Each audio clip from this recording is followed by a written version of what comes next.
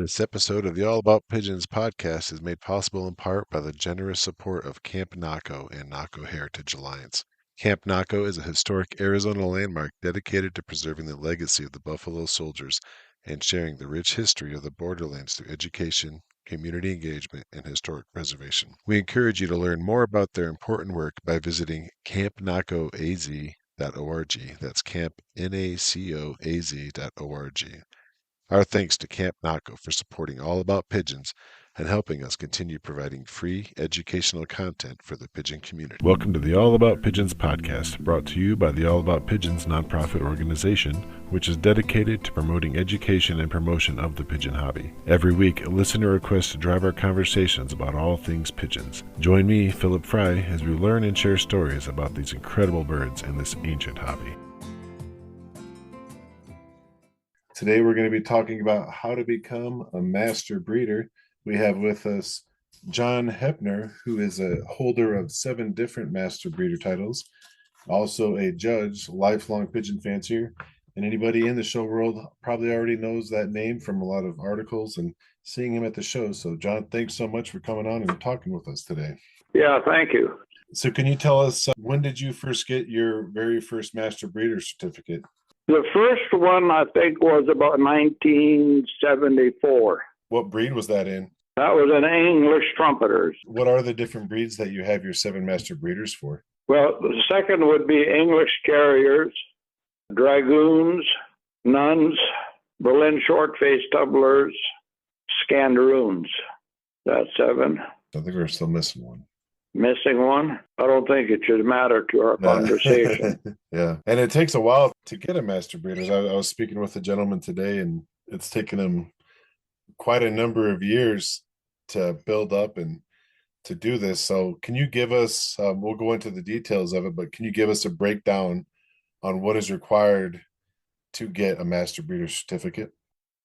Yes, there are some hard and fast rules, some of which are not very difficult. You have to be a member of the National Pigeon Association for 3 years. You have to have a 10-year record of successfully showing your pigeons.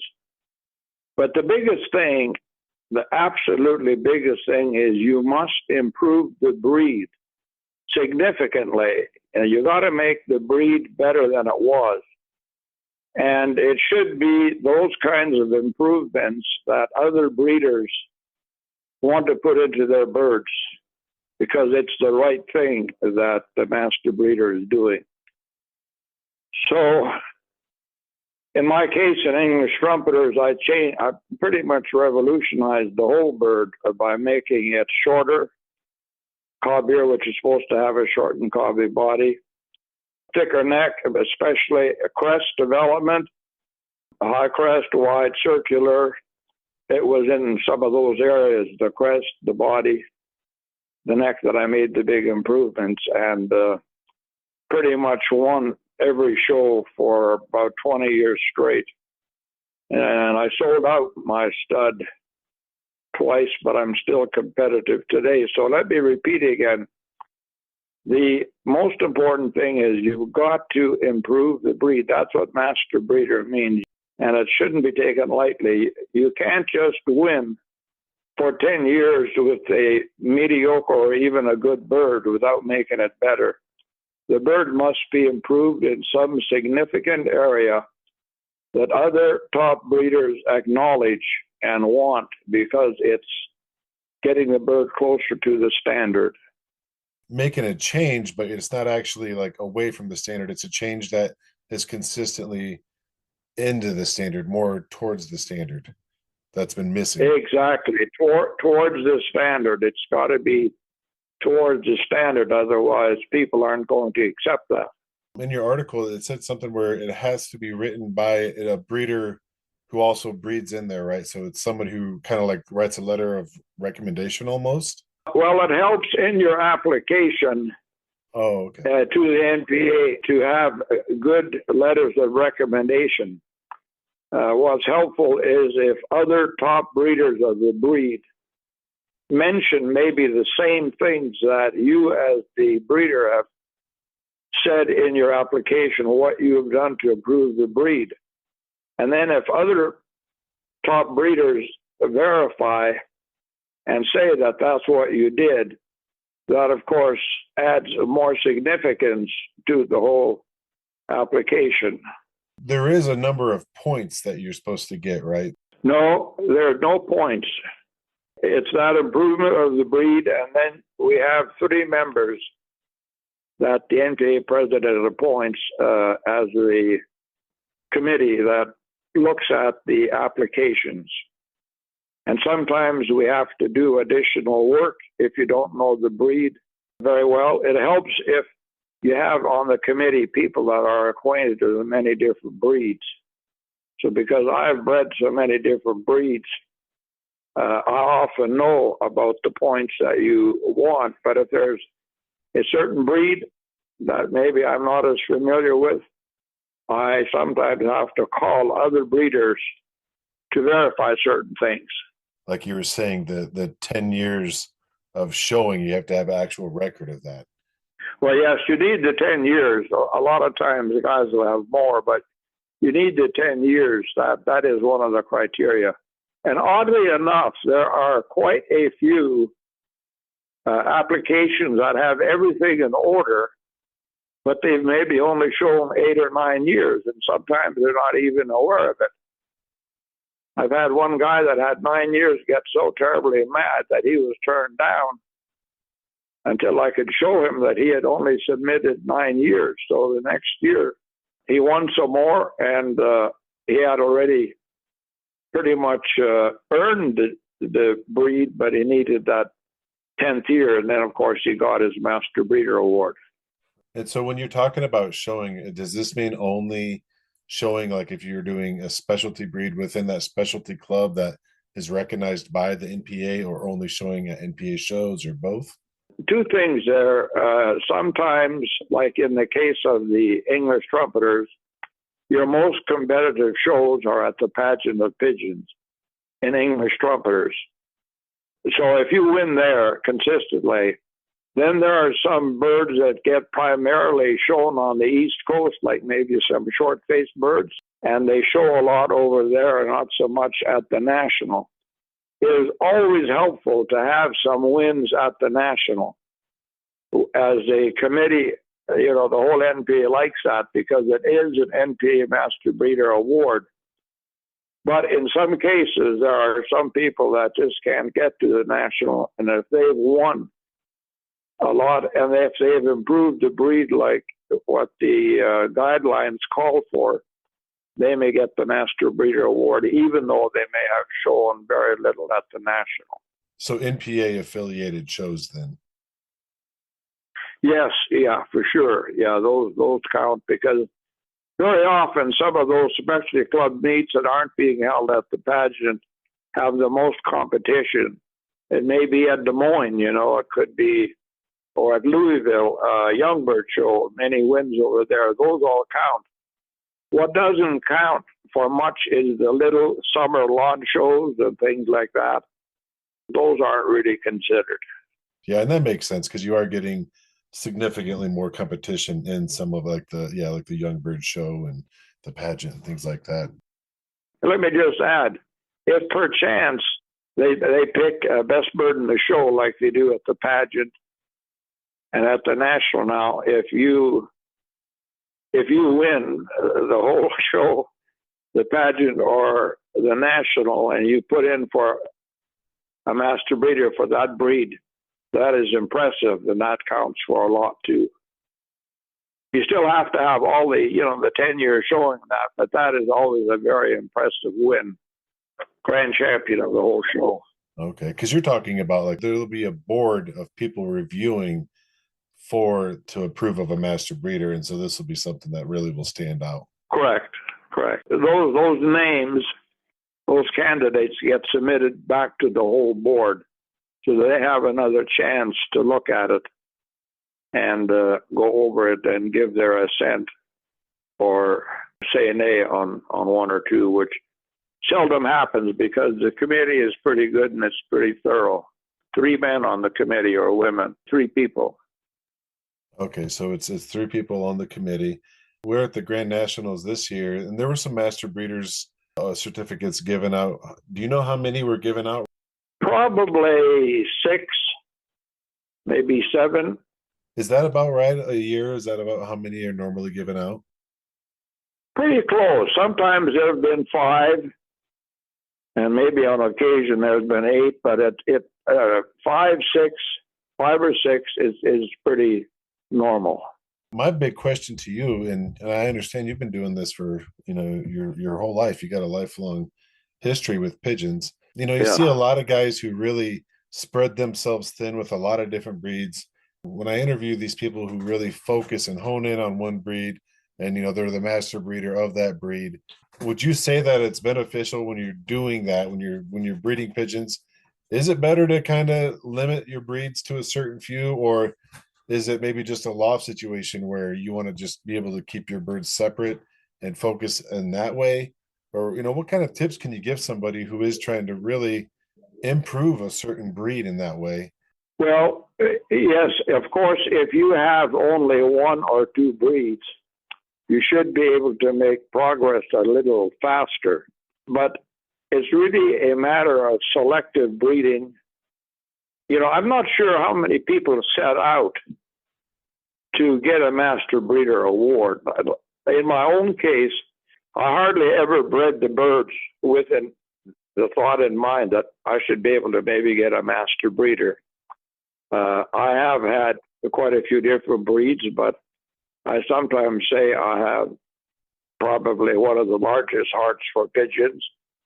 And so through the years, one will emphasize certain breeds more than others, but over time, some of these breeds have just been improved by selective breeding, even though I or others may have quite a few breeds. But many people have only one or two breeds they specialize in, and that should help them to get a master breeder award sooner.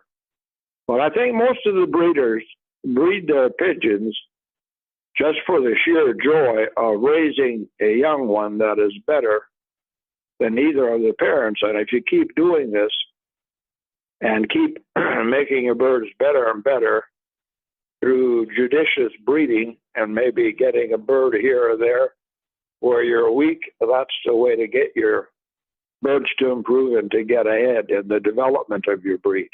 That makes a lot of sense. It's more of a byproduct of just going to your passion and sticking with it. Right.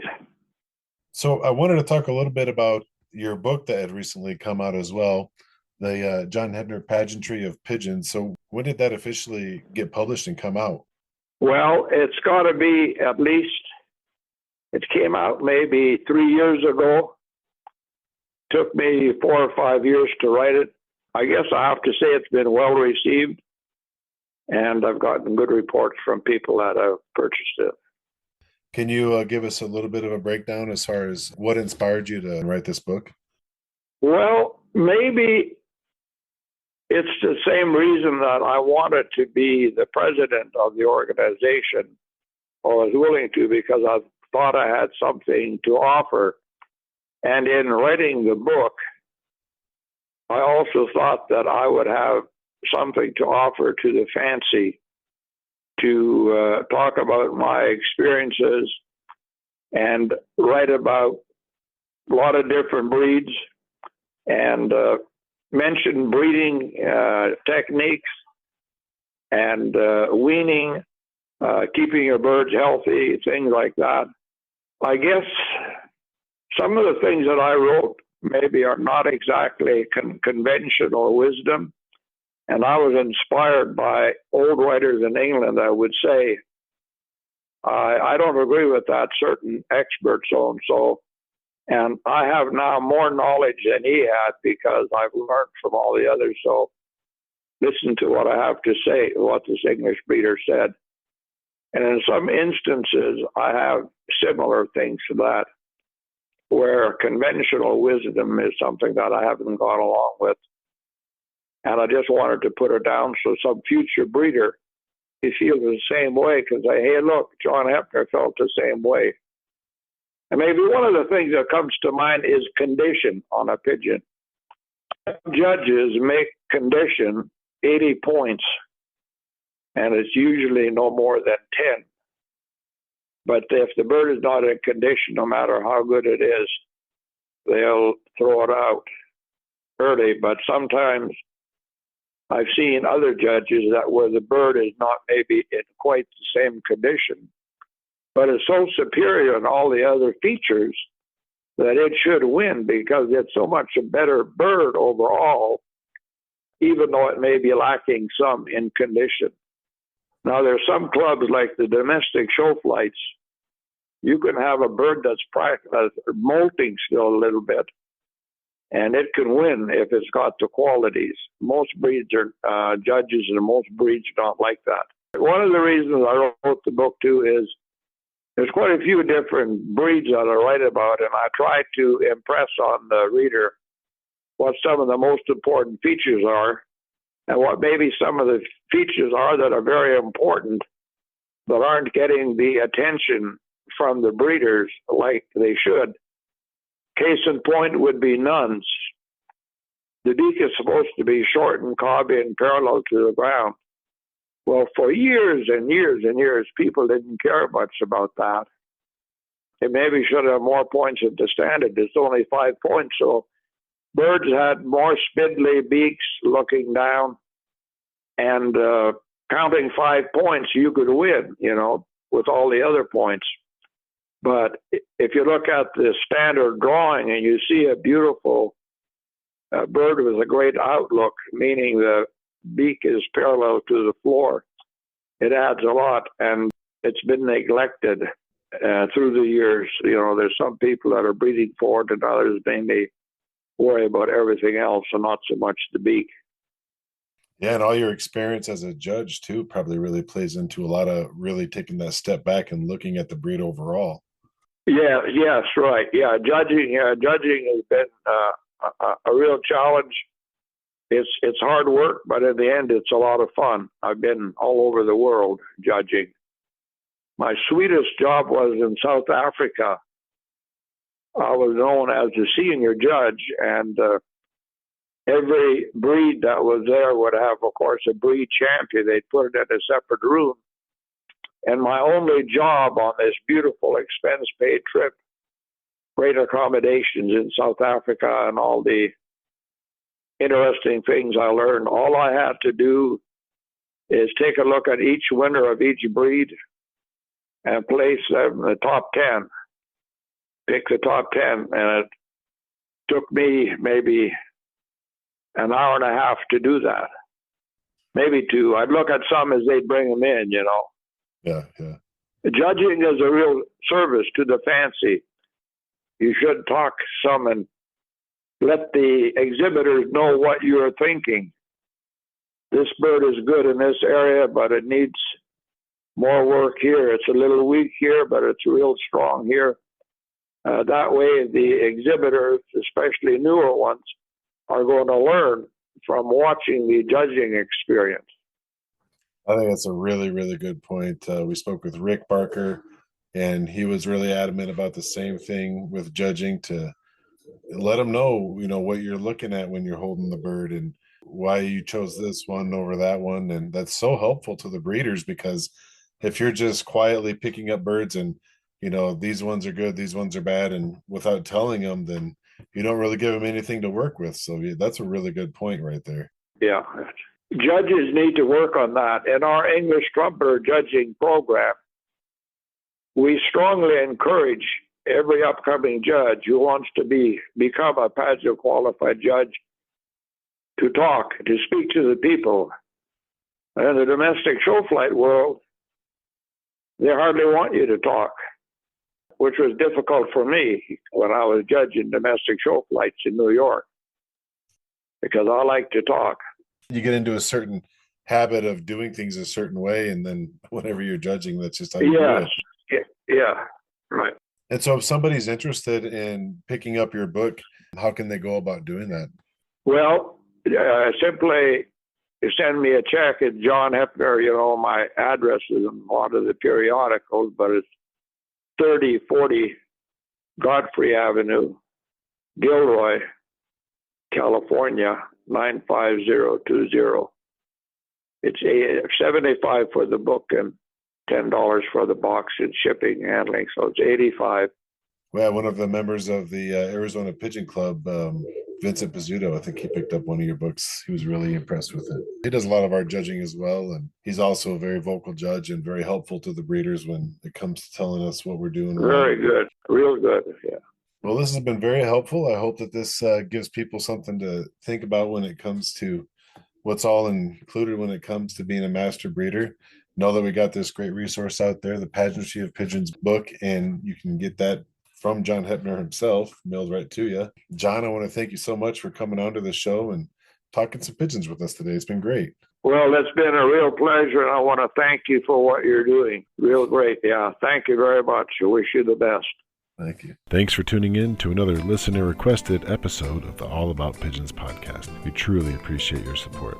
The soundtrack for the show comes from the pigeon musician Vitel Mizraim. If you have a topic or a guest you'd like to hear more about in future episodes, or if you yourself would like to be a guest and just talk pigeons, please don't hesitate to reach out to us through email at allaboutpigeonspodcast@gmail.com. Don't forget to leave a 5-star review wherever you listen. It supports the pigeon hobby and really helps the show. Remember, together the hobby thrives, support each other, and enjoy your pigeons.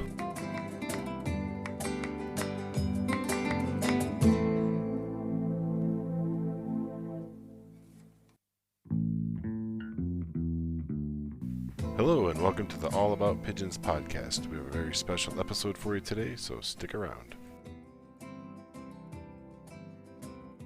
Today we're going to be talking about the breed Frillbacks with Lance Newman. Lance got his first pair in 1998. He is the current president of the American Frillback Club, and he just received his Master Breeder Award for the breed. So we're going to learn all about Frillbacks today. Thanks for coming on and talking with us. Yeah, absolutely. Thanks for having me. What is your own origin with this breed, and how did you get started back in 1998 with them? They were my very first pair of pigeons that I ever had. Growing up, my dad always raised cage birds and had fancy parrots and parakeets and finch and all that kind of stuff my entire life. So I grew up around birds, kind of got started. My sister's kindergarten teacher, they did a field trip to her family farm.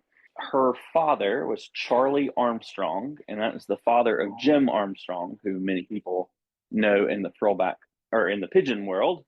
But Charlie, Jim's dad, invited me to, or found out that from my sister, found out that I had birds, and my dad and I had birds. And so Charlie said, well, you should tell your brother about the pigeons and stuff at their farm and have him come and visit sometime. So they did. And a few weeks later, I went out and visited the Armstrong farm, and he had frillbacks and racing homers.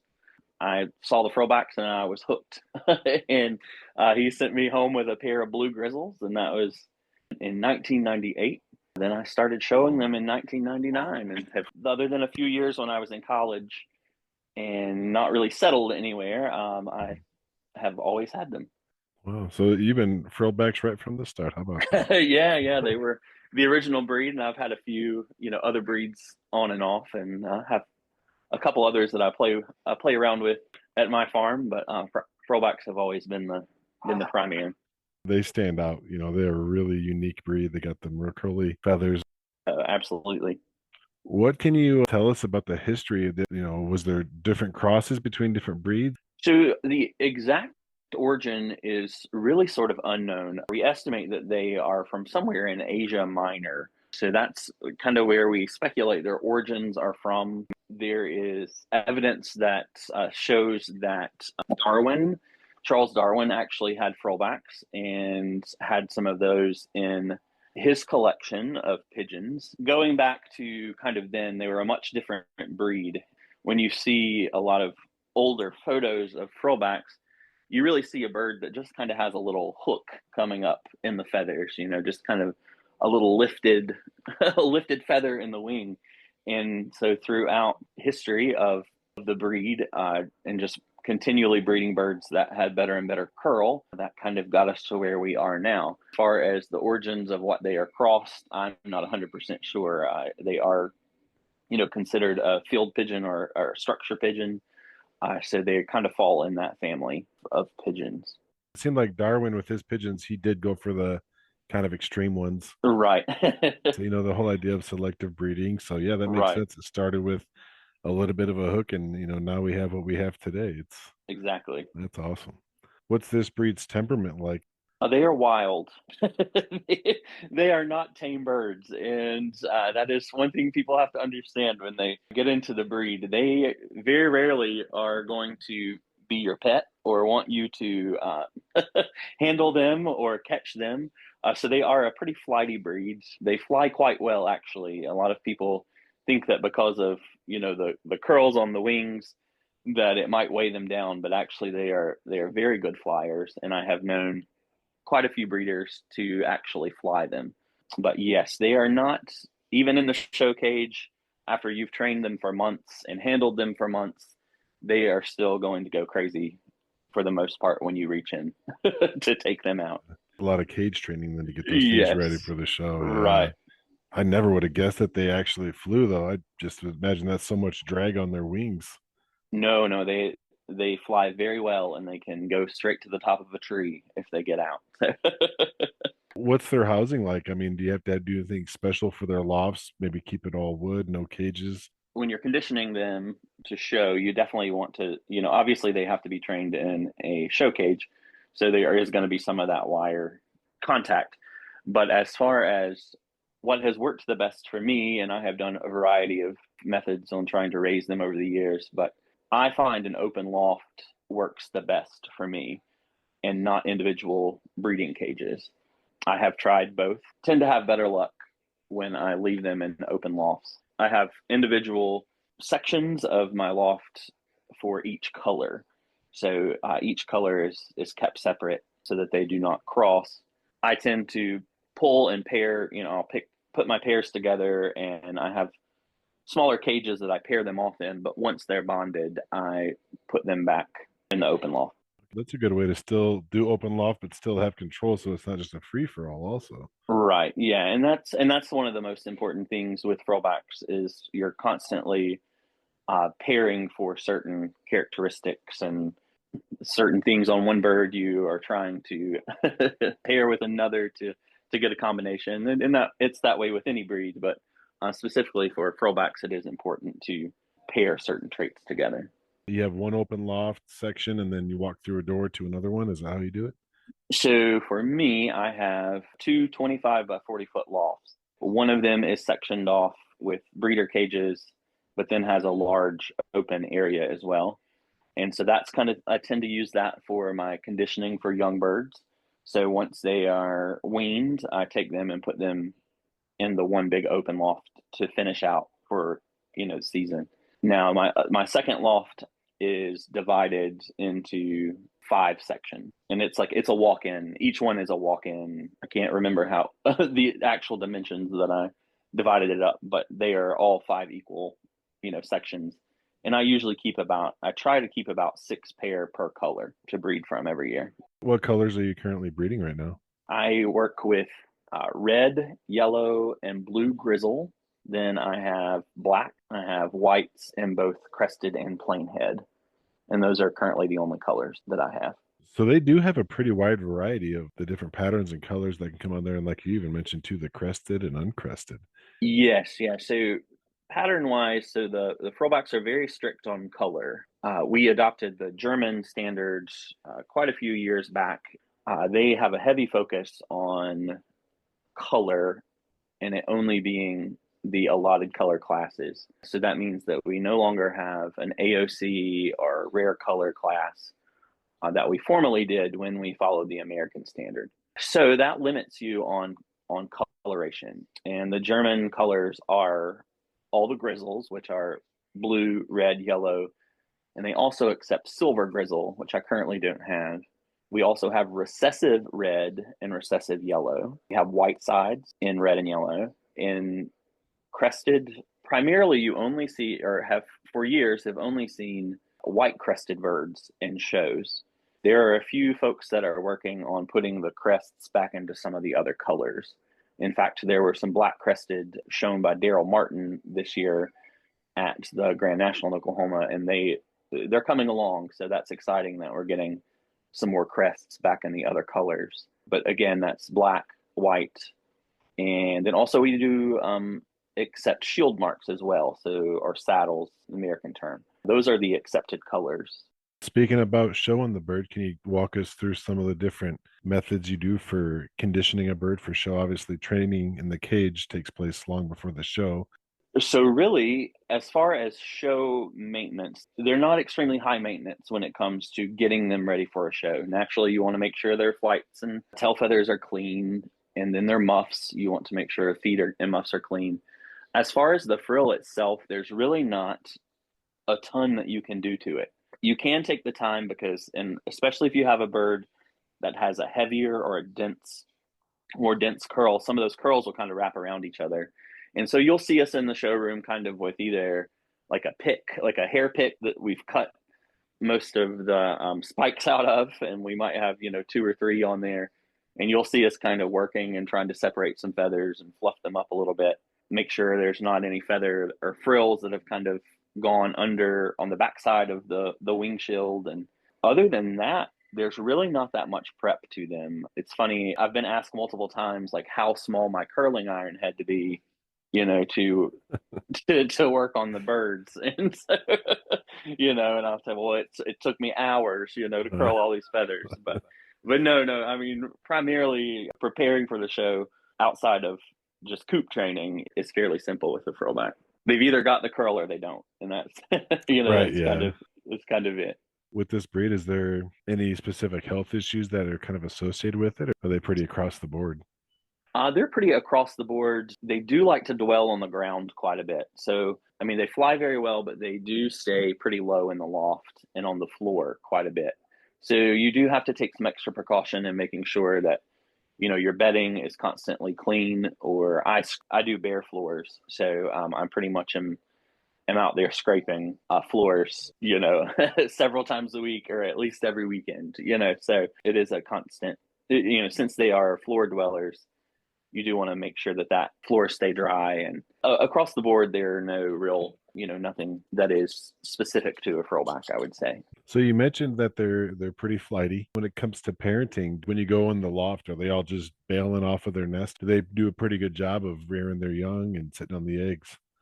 They do. They're great parents and do raise pretty well once they kind of get established. That they are a little bit slow at getting started. I always tell, if you don't get eggs for a while, it's pretty normal. They kind of take a little time to adjust, settle into a new environment. Other than that, just being slow, they do take care of their young and raise and sit very well. So I don't use any foster parents for them at all. So when you say they're a little slow to come into it, is it like if somebody just gave you the birds, they take a while to get used to the surroundings, or is it like they got to be a year old or? And I wouldn't say age wise, but I have found that they are just a little slow to get started, especially if you bring them into a new environment. And they're very frustrating to sex as well. You cannot always just tell by looking, at them, especially young birds, if they are, male or female. And we always joke that if you see one cooing, you better catch it and put a band on it because it may never do it again. So they're hard to sex in that matter, that they don't always perform like a lot of other breeds do. So sometimes they just kind of sit around and look at each other, and you think there's no way you're going to have any fertile eggs, but they do well on their own. I do tell people not to get discouraged if your first several months of owning them, you don't get any babies. Would you say this is a suitable breed for beginners in the showing? It's a great breed for beginners to learn how to show, because there are a lot of elements to the standards that you have to, be familiar with, kind of look for. Is it the easiest breed to start with? Yes and no. I mean, it's got its pros. They have their pros and their cons for beginners. I do think if you stick with it and show enough, and that's the most important thing, is that you show and you take your birds to shows, so that way you can learn more about the breed. I think we all, especially with frillbacks, become loft blind. When you just see your birds, you think they're all great, and that sort of thing. They're a fun bird to show, and it's a great group of people. We're not a huge group and most of us are pretty spread out across, across the U.S. I think everybody should try them. So speaking on the breed standard in shows, what are some of the common faults that you currently see when you're seeing this breed at the shows? Obviously, you want a bird with a lot of frill, right? So that's the name of the breed, frillback. In shows, primarily you're looking for a uniform curl throughout the wing shields. You want a nice large, I kind of like to compare the wing shield if you're thinking about a hydrangea, like the flower, that big round shape flower. Kind of want your wing shield to kind of be that shape. We want a nice round full wing. So that, of course, is the primary thing that we look for. A lot of faulting can be that you have curls that do not close. We call them fish hooks. They just look like a fish hook and don't curl all the way around. And the bar area is one of the hardest areas in the bird to get curl. And so a lot of times you'll see birds that have blank spaces with no curl through the bar. Another fault that is pretty common is that you'll see the shoulder of the bird, and you shouldn't see a bare shoulder. The frills should cover all the way up to where it is one wing. You shouldn't see any of the wing shields until you get to the flight feathers. The curl should be that dense. Other faulting is in color, of course. Like I said, we are very strict on color. You can crossbreed some of the colors, but it does take generations to get the color faults out. So, for example, if you breed a blue into your blacks to try to get a larger, stiffer curl, you're going to see some rusting in your blacks. You might even get a little red flecking sometimes, or rust colored flecking in the flights. And the same with blues. If you cross those to reds, a lot of times you're going to get mealies, or you'll get blues that start to get rusting, redding in the flights. White feathers on grizzles, if there are white feathers like in the neck area or the wing, those are a fault. A big fault too is in the flight feathers on the grizzle colors. They should be white.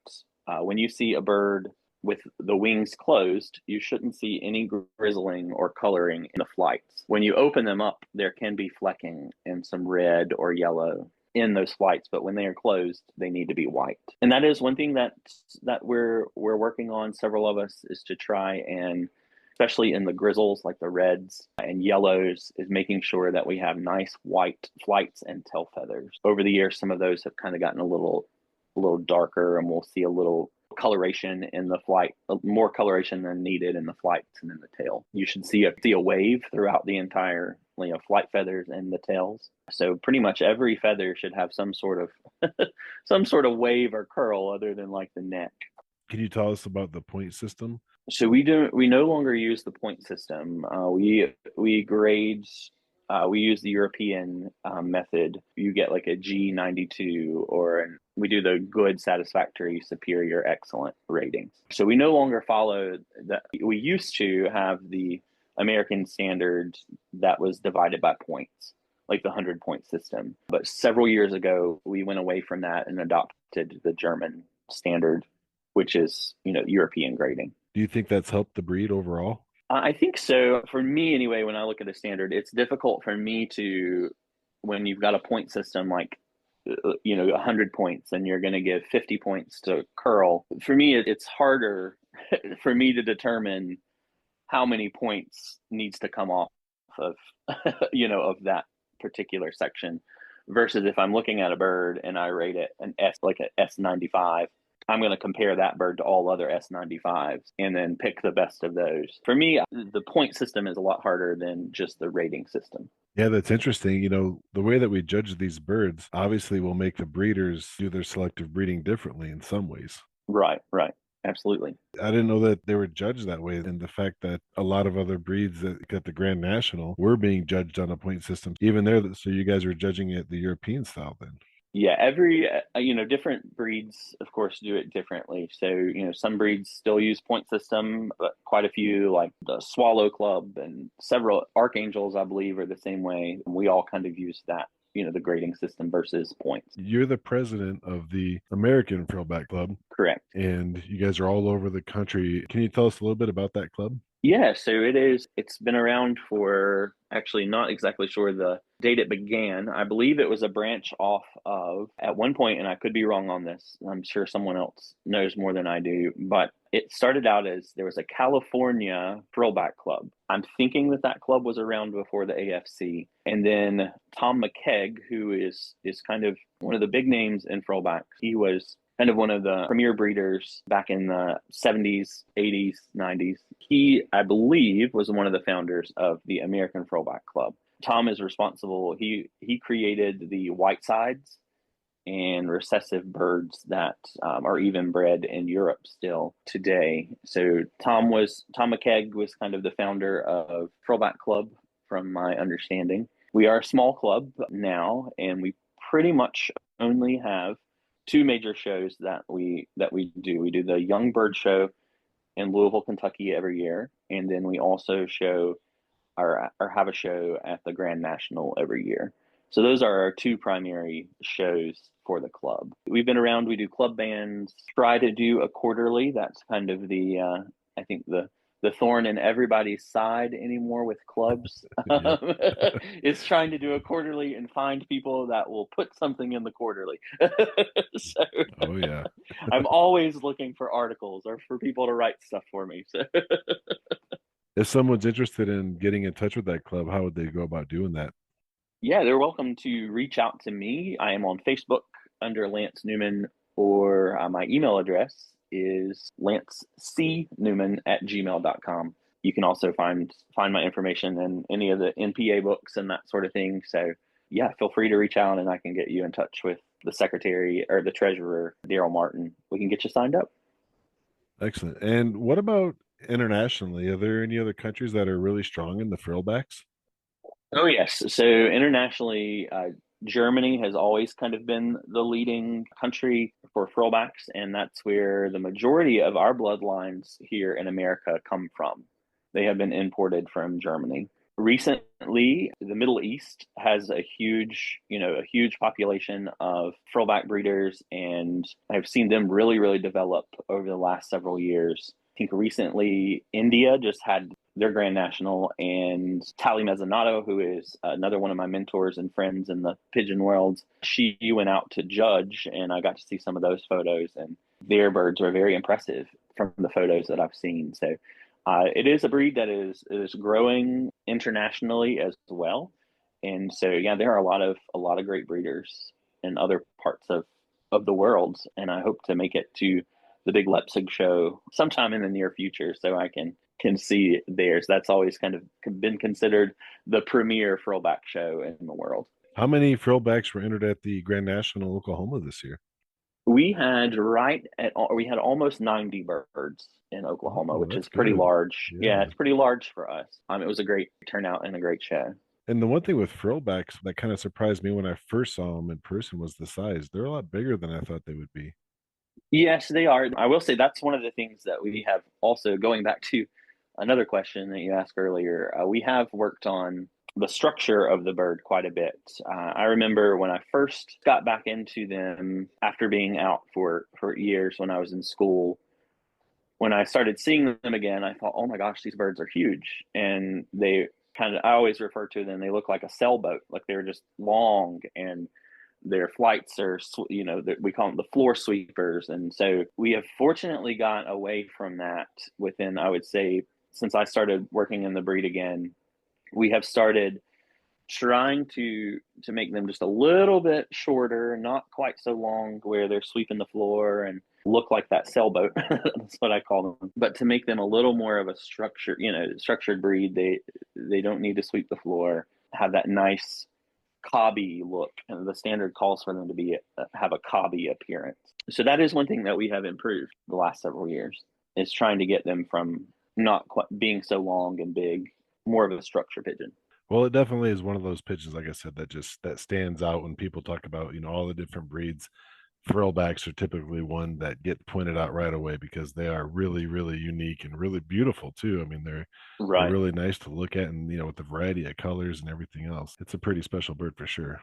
They're a beautiful bird and a lot of fun. So if anybody's interested, I try every year to hopefully get somebody new started and try to get them in the show world. So I'm always willing to help if I have the extra birds. Anybody can reach out if they're interested in the breed. Lance, thanks for coming on and talking with us about the frillbacks. Really appreciate it. And yeah, anybody who's interested in it, you can just reach out to the American Frillback Club and talk with Lance, and he'll get you set up. Absolutely. Cool. Thanks so much, Lance. All right. Thanks, Philip. Thank you for listening to another episode of the All About Pigeons podcast. Please help the pigeon hobby by telling your fellow club members or other pigeon friends about the podcast, and make sure to leave a good review or at least a 5-star for the podcast wherever you listen. If you have a topic or a person you want to hear more about on the podcast, or if you yourself would like to be a guest, just send an email to allaboutpigeonspodcast@gmail.com. Thanks for listening.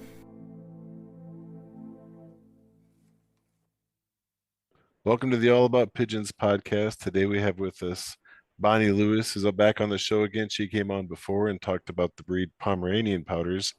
She's been a pigeon fancier for over 40 years. She's judged pigeon shows. She takes care of 8 lofts on her property with over 25 different breeds of pigeons. And she has some pretty old pigeons that have been in shows that she's had from her loft. So thanks for coming on and talking today, Bonnie. Oh, not a problem. Always willing to help people that are looking for information. Yep. And we're trying to learn about getting a bird ready for a show, prepping a bird. When do you really start? I know a lot of the shows kind of start at the beginning of the year. So what kind of time frame out do you start getting that bird ready? Well, some of my birds, like the Pomeranian Powders, if I have pairs that I know produce good young, but when they have young and those youngs are 2 weeks old, I pull them and I hand feed them because they make a steadier show bird. You know, you can walk up to them and you can stare at them and you can put your hand in the cage and they're not, freaking out and bouncing off the walls and dropping feathers and everything. So on some of the birds, I start really early with them because you want a nice, steady bird. You don't want to have a beautiful bird and then it goes, crazy in the show cage and drops feathers or, breaks a blood feather or something. Yeah. So it just kind of all depends on the breed. Powders are a little bit trickier because they're literally, no blow, no show. The bird has to, part of judging on it, it has to blow a globe. If it doesn't blow a globe, then you can't judge its globe, So you have to start young, training them to either learn to blow when you snap your fingers or if you puff your cheeks or you make a certain noise or signal you want to use for it. So you have to start kind of young with that. I mean, other birds, basically, you can just grab them and wash them and take them to the show. So with the powders and stuff like that, are you actually putting them in a show cage and getting them used to it that way? I find I really don't have to do that because the Pomeranian Powders have got such a nice, calm personality as it is. There's no cage training for them. They're not like some of the other pigeons, like any of the toy stencil breeds that are like really super fractious, and you put them in a show cage and they are just like, oh, and they bounce off the walls. Where the Powders tend to be, especially the larger ones, tend to be a lot calmer, and they're just kind of like, okay, whatever. It's just totally different things you do for different breeds of birds. Having such a variety of birds that you have there, we're going to kind of talk on like the universal stuff. Do you change feed before a show, or do you do any kind of supplements or anything like that? No, because I feed good food all year round. Okay. So it's not all of a sudden and it's like, oh, I've got stress bars on the feathers and now I need to give them, more protein or blah, blah, blah. It's like, no, I myself practice good husbandry all year round. So that way it's like no big surprises or all of a sudden it's like, oh, bugs or, or anything like that. If you'll keep your lofts clean, feed your birds good food, practice good general husbandry all year round, getting ready for show really shouldn't be this big drama thing that a lot of people try to make it out to be. You mentioned the last time we talked about you do like a tablespoon of bleach for a gallon of water and just keeping the water clean. And I started doing that with mine. And one of the things I noticed right away was just how clean my containers are when I go to clean them out now. they're just always really clean, and I really like that. That's been a really helpful thing. Sometimes I'd put supplements in there, and the supplements would stain on my waterers, and it just make a mess of things. So that was, just something like you say, you just do it all year, and yeah, I guess you're always show ready if you're doing it that way. Well, yeah, and then and of course, because I use mine huge pans of water because the powders can't drink out of like those bullet waterers. Mm. As I've actually had them stick their heads in there, and then they get freaked out by something, and then they blow, and then they drown. I never even thought of that. Wow, yeah. Yeah. Some of them are not overly smart. So I go to Dollar Tree, and they have these 18-inch rubber oil change pans, about 25. They last forever. I buy them 10, 12 at a time. That's what I use in every loft. I keep bleach in every single one of them, and that way if the birds want to bathe, they can, because there's bleach in the water. The water is technically clean. Even if the birds poop in it, it's still clean because there's bleach in it. That's why if you keep bleach in your water, you'll never go the next day and wash it out and have that slimy feel, because that slimy feel is bacteria. You'll never have that.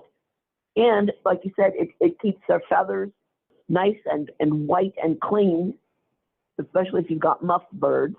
I mean, to me, that's probably one of the best things. And then there's a product, and Lord, I can't think of the name of it right now, and it's pouring down rain, so I'm not even going to run outside and get it. But you can buy it at any place that sells to the horsey crowd, and it is used to remove manure stains from a horse's butt. Okay, the green manure stains, and it's like a white foam. Basically, you soak the bird, and then you put the white foam on the bird, and you scrub the bird until both you and it are covered in blue foam, and the bird is unhappy, and you're unhappy, and then you rinse it off, and it has a bleaching agent in it, and then you just make certain the bird is out in the sun for at least the better part of a day, and that bird will come sparkling white. Wow, that'd be great for the muffed birds then, yeah, to clean up those bottom feathers. Well, it's good for anything. Like I said, I show the royal snows, and they do have a tendency to get underneath each other when one poops. Sometimes somebody gets pooped on or whatever, and you just wash them with it. It's a foam, and you're done washing when the foam turns blue. When the foam turns blue, you're done, and then you just dunk them in a bucket, rinse them off, and put them out in the screen coop where they can get some sun for the better part of the day. And they bleach right out. They look great, and they smell good too. What do you do for debugging your birds? Do you do like the permethrin dip, or do you spray the lofts? And how often are you doing that? I use Adam's flea and tick spray for dogs. I've probably been using that for a good 15 years. It works great, and it smells good. And as I notice, if I notice that someone has got a problem, because I check the rumps for the mites, and I check the flights and the chest for the feather lice. And if I see that somebody's got more than one or two of something, I just spray them down.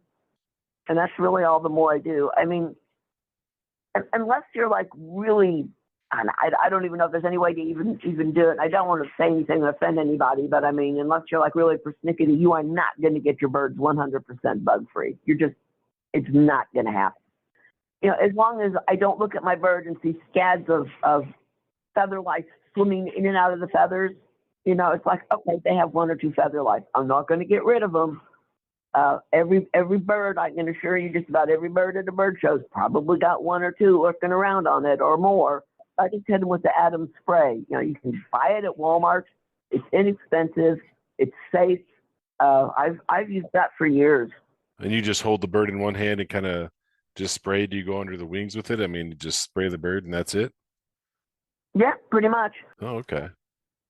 I tuck the bird under one underarm, and then with the free hand, I fluff up the neck, and I give it a shot on the neck, and I give it a shot on the rump, and then usually I go under the wings, set him free. It's like, there you go, because it takes care of him right away, and the bird's going to jump in the drinking water anyways and bathe itself off. So Some of your lofts are pretty good size, and you give your pigeons a lot of room to be in there. And when it comes to, you got a bird that you want to take to the show, do you need to put that bird in a separate loft, or your loft's big enough where They're fine where they are. They're not going to be ruffling feathers and stuff. 90% of them are fine just the way they are because I have big lofts and I don't crowd my birds. It's like the nest boxes that I use for my Pomeranian powders are 18-inch instead of 12-inch. Why? Because they're a bigger bird. They require a bigger bird. The only thing that I will separate a couple months before show, especially if it's like they're looking really good, are my old German croppers because they are just so big and they drag their wings and they drag their tail. They're supposed to. That's what they do. And I've got 8 foot by 4 foot by 4 foot separate cages. And I usually only just take one to a show because I'm going to have the only one there anyways. So it's a moot point to take a bunch of them because I'm going to do nothing but show against myself pretty much. Unless Charlie Rowe happens to be at the show and then he'll have his. But other than that, if I have one that looks super good, I'll pull him, clean him up, put him in one of those 8 by 4 cages, and then he can just hang out there for a month or so until it's showtime. And when you bring your birds back, do you quarantine all your birds before putting them back in the loft from a show? Oh, yeah.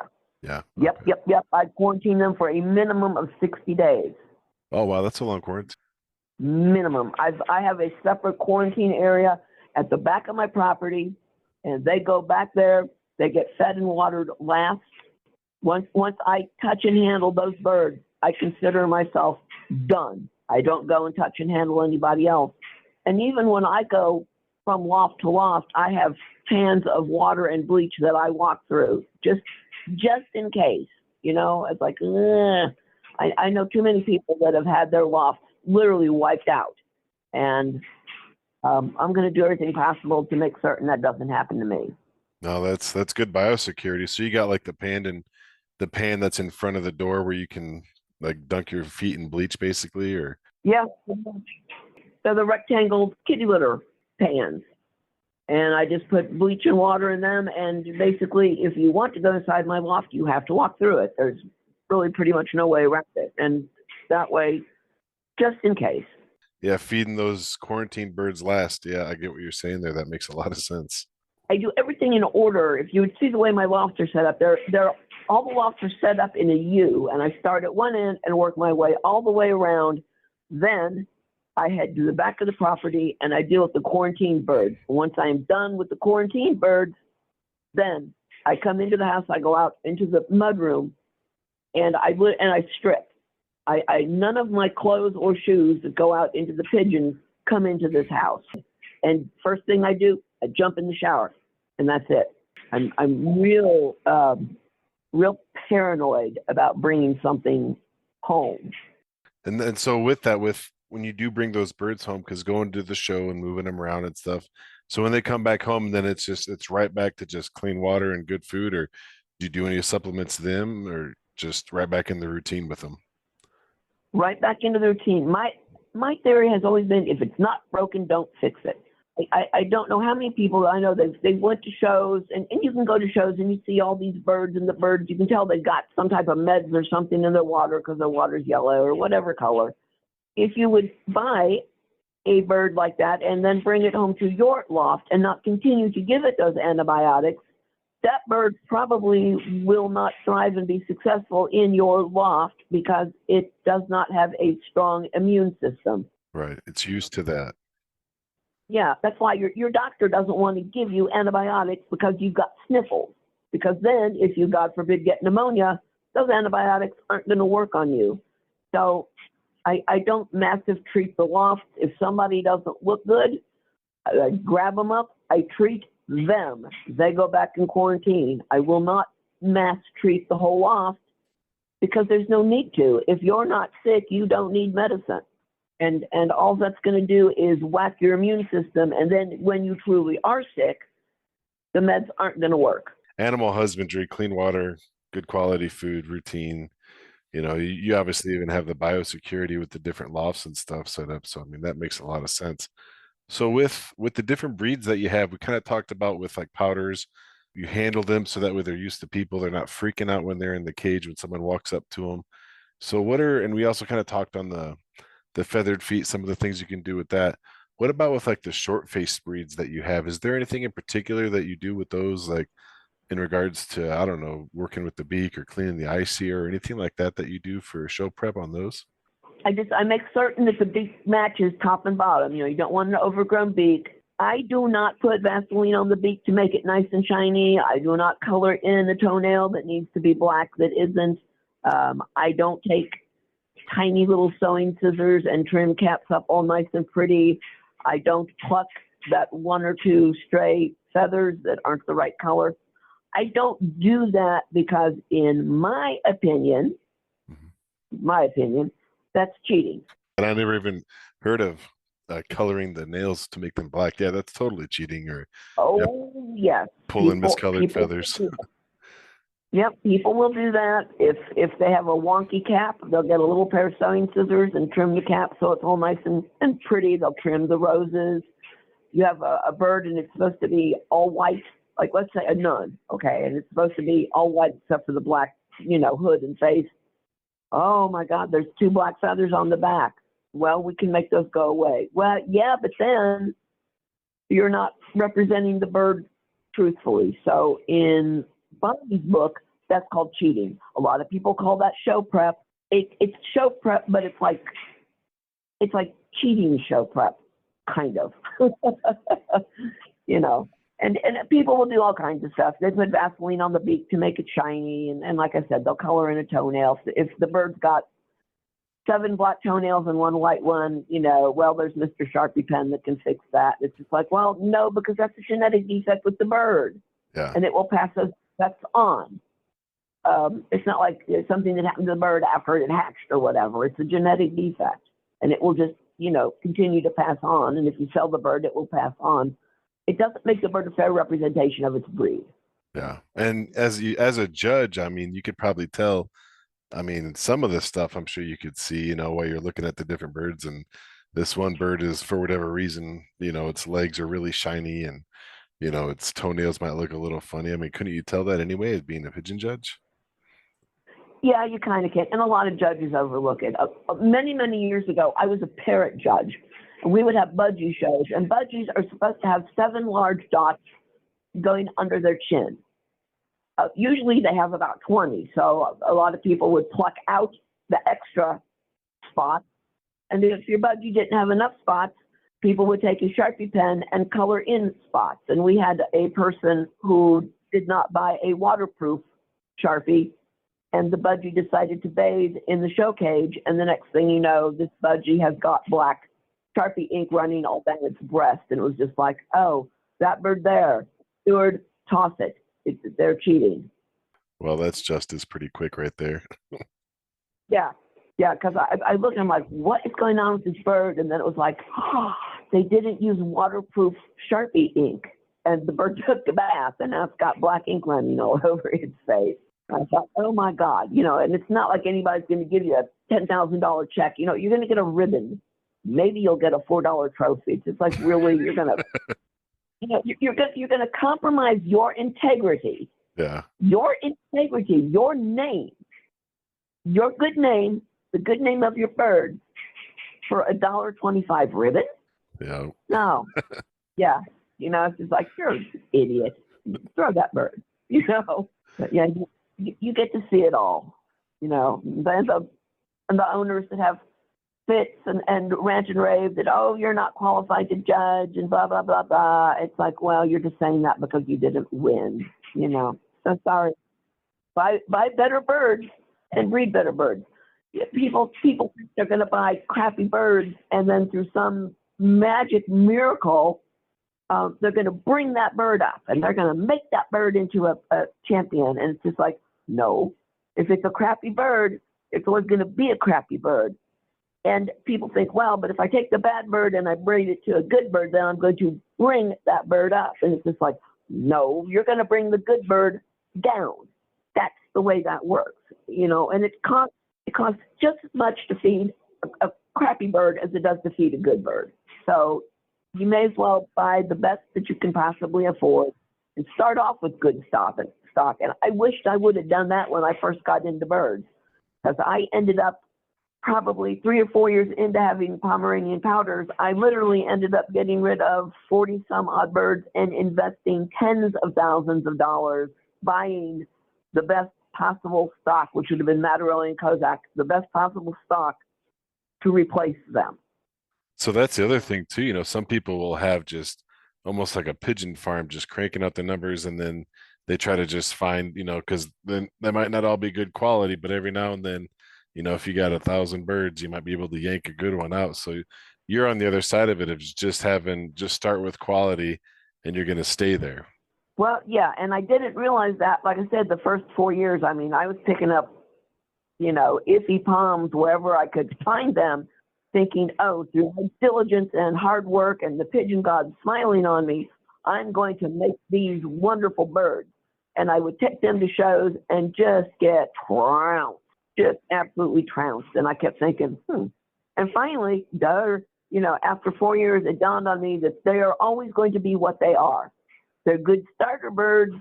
They're fun for yard pretties or whatever you want to call them. But if I really want to be able to do something with them, these are not the birds. And so I literally got rid of every single one, except I think I kept like one or two of them with the palms.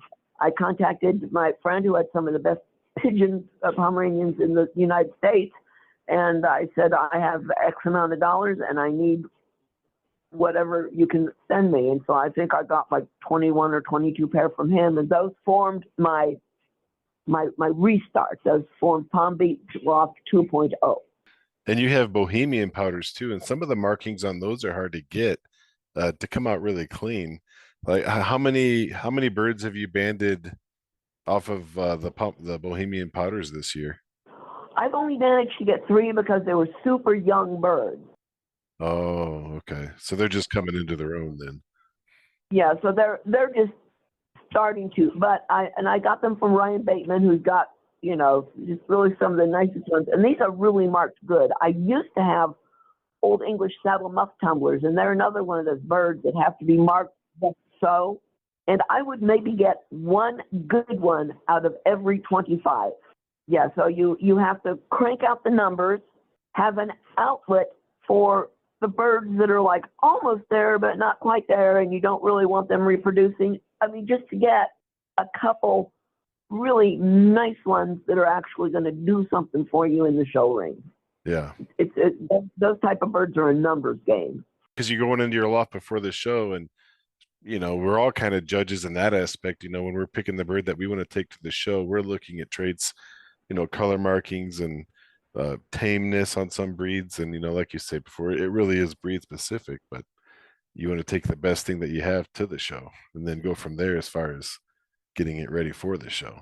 Well, and sometimes it's a good idea if you know someone else who knows your breed of bird, have them come to your loft and take a look at your birds, because people have a tendency to become what I call loft blind. You see these birds every day for hours every day, and you think they're great. It's like, oh, these birds are great. And then your friend who has the exact same birds comes over and says, well, yeah, they're pretty good, but what about this and what about that? And you're like, I didn't even notice that. Sometimes it is good to have other people come over and just ask them to say, just look at my birds and critique them, because it's very, very easy to get loft blind. Oh yeah, that's a really good point. Hey, I'm sure we're all pretty biased about that. Even if, this bird's the friendliest, so I think it looks the nicest, or maybe you think that bird looks good before, and then you just kind of overlook other birds that might be better to be taken to the show. Yeah, or you're like, oh, this is my most favorite Pomeranian. It comes up to me, it knows its name, it stands on my head, blah blah blah, and you think that that's the best bird, and it's not. Your best bird is like hiding under the nest boxes looking at you or something. So it's actually pretty easy to get loft blind when it comes to that. So it does pay to have somebody come over once in a while and just look through your birds and just say, hey, what do you think? And a lot of times it's like, well, did you notice that it has a foot that's slightly off, or did you notice that this is slightly off? And then you're like, wow, no, I didn't, until you just now pointed it out. And then it's just like, okay. What was the oldest bird that you've taken to a show and won with? That would have been, last year, it was a 2012 pygmy. He was on point the entire day. He did exactly what he was supposed to do, when he was supposed to do, and he did it from 8 o'clock in the morning until 4 o'clock in the afternoon. You know, the bird was just spot on. And it's just like, sorry, there's no beating that bird. Not today. The bird's going to win.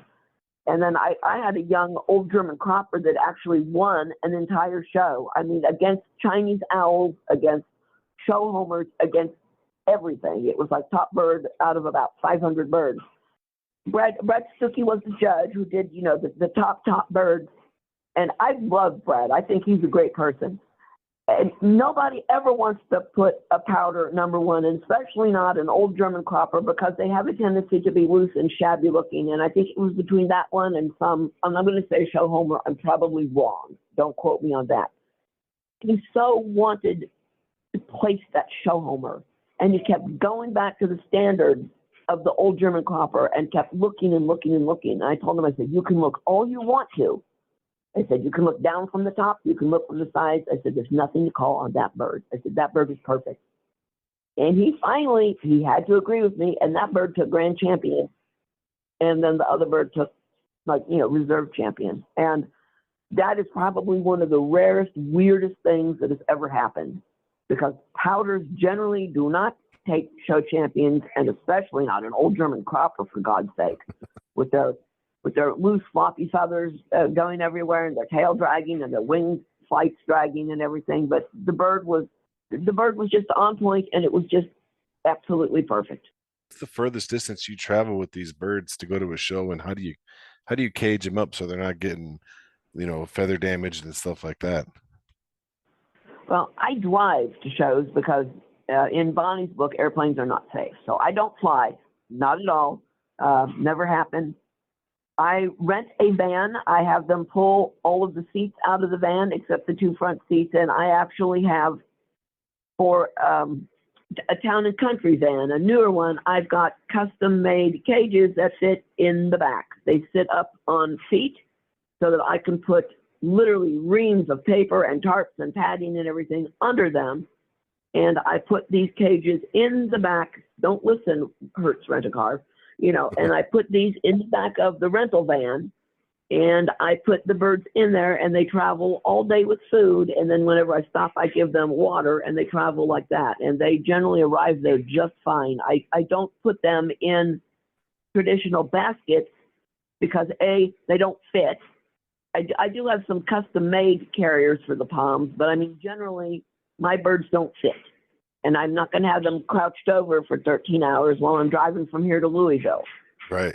So they're in big wire cages that I have had made to fit the back of a town and country van. Well, especially those Pomeranians, those are big birds. What are the size of the cages? The cages that I have for them they're probably 4 foot by 4 foot by 3 foot. And they have big doors on them, so I don't have to try to, you know, stuff anybody in there. So that way they can stand up. My English can stand up. The cages are big enough that the old German croppers can go in there without having anybody standing on their tail or pooping on their tail or pooping on their head. You can just take it to all kinds of levels if you want to. Yeah. Well, I mean, I think that theme of, you know, just giving them room. So, you know, yeah, if they are going to be in there for a while, they're not getting their feathers damaged, because that'd be a waste if, you know, they're looking good all year and then they get ruined on the way to the show. You know, that's an important part to keep in mind. Well, I can't tell you how many times when we have our local show here, I go into the women's bathroom and there's somebody in there furiously washing their pigeon in the sink. You know, and it was like, you know, if you didn't cram them into these carriers that look like they're designed to hold like chickens or quails or something. Right. If you put them in carriers and don't overcrowd them, then you're not going to be washing your birds in the women's bathroom sink and then praying to God that you can get them dry under the electric hand dryer. Once again, it comes under the category of just common sense and good husbandry. Yeah. Yep. Yeah. And that's throughout. Yep. And not get sick. Then you practice good husbandry by providing it room, common sense. You know, people live a lot happier if you have like one human per room rather than 20 humans per room. Yeah. Will you be going to the Grand National show coming up in is it January, February up in Oklahoma? No, because that is too far of a drive for me. I am too old to drive that. People don't realize Florida, while it's very narrow side to side, it's really a long way top to bottom just for me to get out. Just to get to the border. Yeah. It's like 8 hours just to get out of Florida, let alone to go anywhere once I have escaped Florida. Louisville is about as far as I personally travel. From my doorstep, it's 13 hours. And on my road atlas, I actually have marked where the good restaurants are, and I have a hotel that I have stayed at like every year since 2008. I have all that marked in a road atlas, so I know exactly where I'm going to stay. And I make the big run the first day, and then I get up Friday morning. I have about a 4-hour drive into Louisville. I get there, I get my birds caged, and then I can go and, do more adult activities or something, and relax and enjoy the show a little bit rather than having to deal with the birds, because the birds have now been dealt with. Right. Yeah. Well, that makes sense. All right. Well, we're coming up against the clock here, but appreciate you coming on and talking with us again. You always got so much great information for us, and I hope this helps anybody who's kind of getting into the hobby and give them some good pointers. I mean, that common theme of animal husbandry, that rings true in so many episodes. Yeah, and really, if anybody has any questions or anything, I'm on Facebook. It's Bonnie Lewis. I think I'm the only one on there. If there's more than one of me, I'm the one in the judge's coat. That's right. And I know there's not the other Bonnie Lewis is on there in a pigeon judging coat. So you're always welcome to contact me through Facebook, and then we can instant message, or I can call you or whatever. I'm never object to helping people. Well, thanks for coming on and helping us today. All right. Well, thank you for having me. Thank you for listening to another episode of the All About Pigeons podcast. Please help the pigeon hobby by telling your fellow club members or other pigeon friends about the podcast, and make sure to take some time and leave a good review for the podcast wherever you do listen. If you have a topic or a person you want to hear more about on the podcast, just send an email over to allaboutpigeonspodcast@gmail.com, and thank you so much for listening. Welcome to the All About Pigeons podcast, brought to you by the All About Pigeons nonprofit organization, which is dedicated to promoting education and promotion of the pigeon hobby. Every week, a listener requests to drive our conversations about all things pigeons. Join me, Philip Fry, as we learn and share stories about these incredible birds in this ancient hobby. Today we're going to be talking about the breed West of England Tumbler with Superior Master Breeder Brian McCormick. So Brian, thanks so much for coming on and talking with us today. Yeah, thanks for having me. We all understand the Master Breeder in itself is a challenge to get to. It takes a lot of time and effort, energy, and working with a breed. Can you explain Superior Master Breeder and how you got that? Actually, we have 3 tiers. I think it was the beginning of the 90s when they revamped the standard. It's kind of a revamp of the National Club. For some reason, I'm thinking it was 91, but I could be wrong. Anyways, they revamped the Master Breeder structure. Nobody was really close. I think Jim Craybaum may have been the only one that I can think of off the top of my head, but they created the Master Breeder, and they figured, okay, well, if people keep showing, at some point, they will have the Superior Master Breeder, which, I'm trying, it was 25, 5,000. It's 25, 5,000, and 7,500. So they figure, okay, it's probably unlikely that somebody will get there, but let's just say they'll get the Superior. Okay, what if they do and they keep showing? Well, let's create this. What is it? I'm trying to remember what the third one is called. And I think in the National Club, I think Jay Turner has either earned it or he's getting pretty close. But yeah, I think he's the only one. But yeah, it's structured based on points earned from showing. Like basically, your champion, reserve champion, your best young, depending on if it's a district show, a national show, a regional show. Like regionals, the points aren't quite so much because they figure the competition's not, that deep. So it's mainly your district shows and your Western and Eastern Young Bird Show, and the National are where you would get champion, reserve champion, best young, and then you have the best of each of the four categories. So West of England tumblers, we have selfs, models, patterns, and bald heads. Those are the four categories. So you'll have the best of that. And then at the big ones like the National or like the pageant, they said you can get points for a reserve of that category. And then that's kind of where it stops. So you can't just get it like in my old German Owl breed. They give these nickel and dime points like all the way through, and it's kind of bizarre. But like I said, ours is a lot more strict. So earning it, it's not something that I think it took me, I think 6 or 7 years to get my master breeder, and then which I was showing in all four of the categories. So I was showing a lot of selves because those were the most competitive, black selves and things like that. I won, pageant. And actually, I think all my nationals have been with bald heads now I think about it. I think it was 2007 for some reason. I went and I got rid of everything except bald heads because bald heads are my love. If you look at my rollers, most of them are bald heads too. So I just have an affinity for the bald head marking. So I just stuck with bald heads. And in our breed, it's the hardest to show. Well, one, to breed, and two, to show. In fact, I can give you an example. If you're breeding black selves, it's purely type and color. That's it. It's all type and color because there's no markings. So if you're doing breeding bald heads, you have to have the type and the color and the markings. And it's a composite of markings. So the bald head has to be perfect. The flight count has to be within, because we have a 10 to 12, we call them the flights. I'm sorry, yeah, 8 to 12.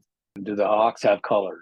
Things like that. So the bald heads are scrutinized way more critically than, let's say, a self is or an Andalusian, something like that. So it's a lot harder. And that's why there's a lot of people in the breed, they like bald heads, but they don't want to breed them.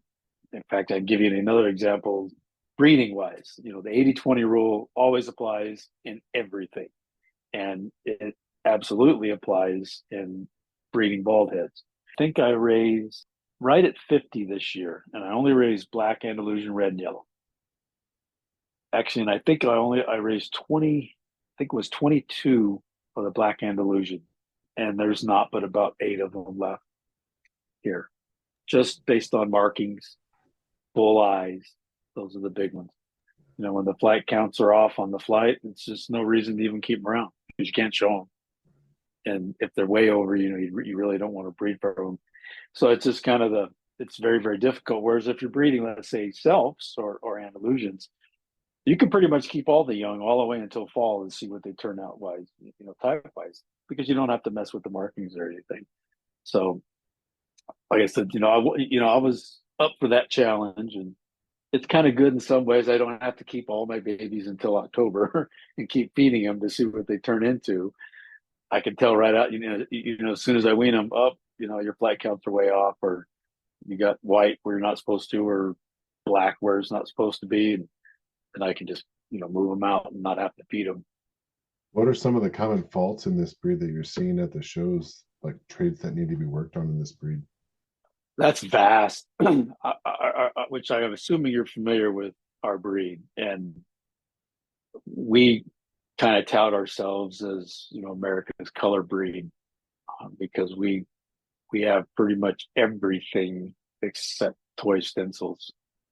It's so deep and so vast that type has come a long way in the last 20 years, but I think the depth is a lot better than it used to be. And when you look at a lot of that, it's like, for example, if you were to come and go to the pageant, when you would see all the birds up there, nice and fresh, and it's really, really deep as far as the quality of the birds goes. The days of open backs, that used to be a thing back 20 years ago. We'd always pick on open backs, wide tails, things, leg length, things like that. Just stuff that we would pick on, because they were so easily identifiable. You really don't see that. I mean, people may have those at home; they just don't show them. But you really don't see that in shows now. So judging a show is, in my opinion, a lot more difficult, just because there's a lot more balance in the overall birds that the judges having to scrutinize. There's not a lot of faults. Now, like I said, with all the different categories, there's inherent faults within that category. For example, models. We want an intersperse of white to be throughout the bird, but we prefer that the flights are colored and the tail is colored. Now, each judge is going to view that differently. Some of them don't care. In fact, I think the pageant was one, David Garcia won the pageant with a splash. And what we call a splash is a black model that has more white than it has black. Like I said, it's whitening out. But the bird's just a fantastic pigeon, right? It was just an absolutely awesome bird. So, each, bald heads, as I described, have their things that they're criticized for. Let's say models. You get into patterns. Well, that's everything from Andalusians to red bars to gray laces to, it's everything. Tortoiseshells, they're all lumped into the pattern class. Well, a tortoiseshell is criticized differently than an Andalusian, because an Andalusian doesn't have white, and with a tortoiseshell, you want the interspersing of white. Like with the tortoiseshell, for example, you're as a judge, you're looking for a bird that represents that great tortoiseshell color. But when you're looking at, say, a black self that's right next to it, you're not looking at it for the same thing, because it's monocolor. But you're having to judge against, so it's, like I said, it can get pretty complicated. Thankfully, what it comes down to, because we don't do the points thing like the Germans do, and like some of the different breed clubs here do. I think the trumpeters do the English trumpeters do a points thing, but yes, we have points. For example, hawks are 2 points, eyes are 2 points, beak is this, and so on and so forth. Colors 10 points. We don't tally points to come up with a champion. It's an overall observation based on our expertise as a judge, looking at the birds. Does the bird have the package? Does it have any glaring faults, that would keep it from besting I said, another bird I'm looking at. So you're looking for the bird that displays the least amount of faults, that has the type, because we're a type breed. It's all about type. And this is the other key important thing, is our breed is a stationing breed. You can have a bird that checks all the boxes, but if it won't show, it won't win. That's part of the package of the West of England tumbler, is it has to exhibit itself. Like I said, when I'm judging, I like to see a bird present itself. Present itself to me.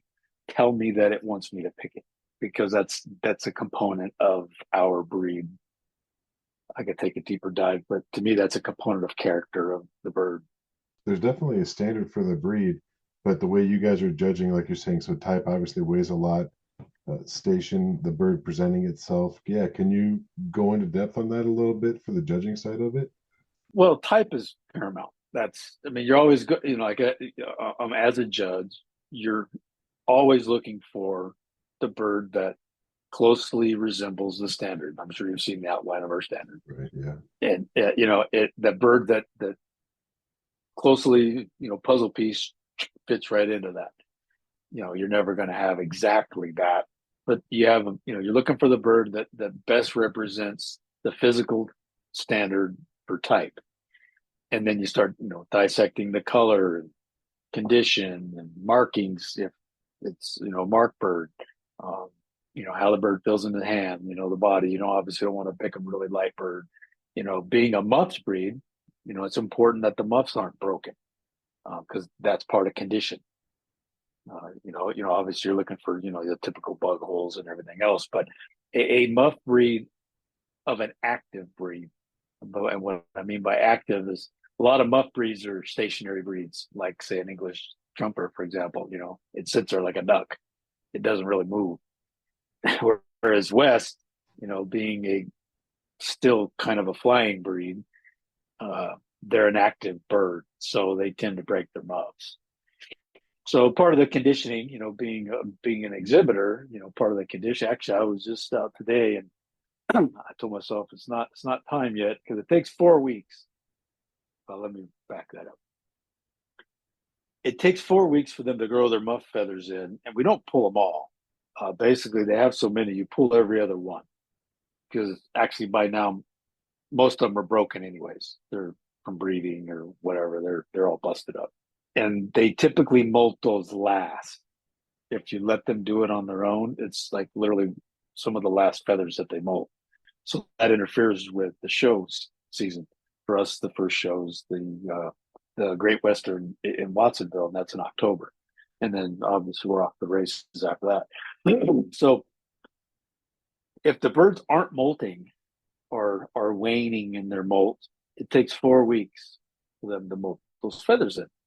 If you do that right now, when the birds are really starting to dump feathers, it takes longer because that energy that they would use to grow those muff feathers is being diverted and growing flights and tails and everything else. So it's part of the strategy.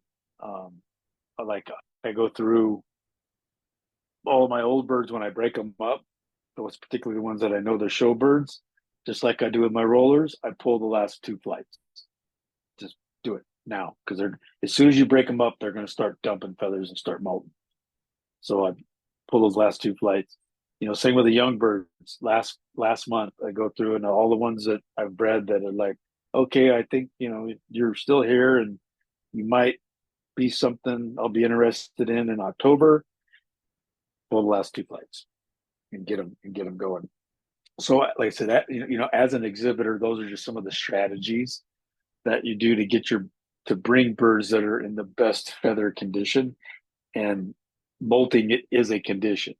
So, for example, our October show, half the birds are a good portion, but easily half the birds that are shown in our October show won't win, even though they can be a super nice bird, just because they're still molting.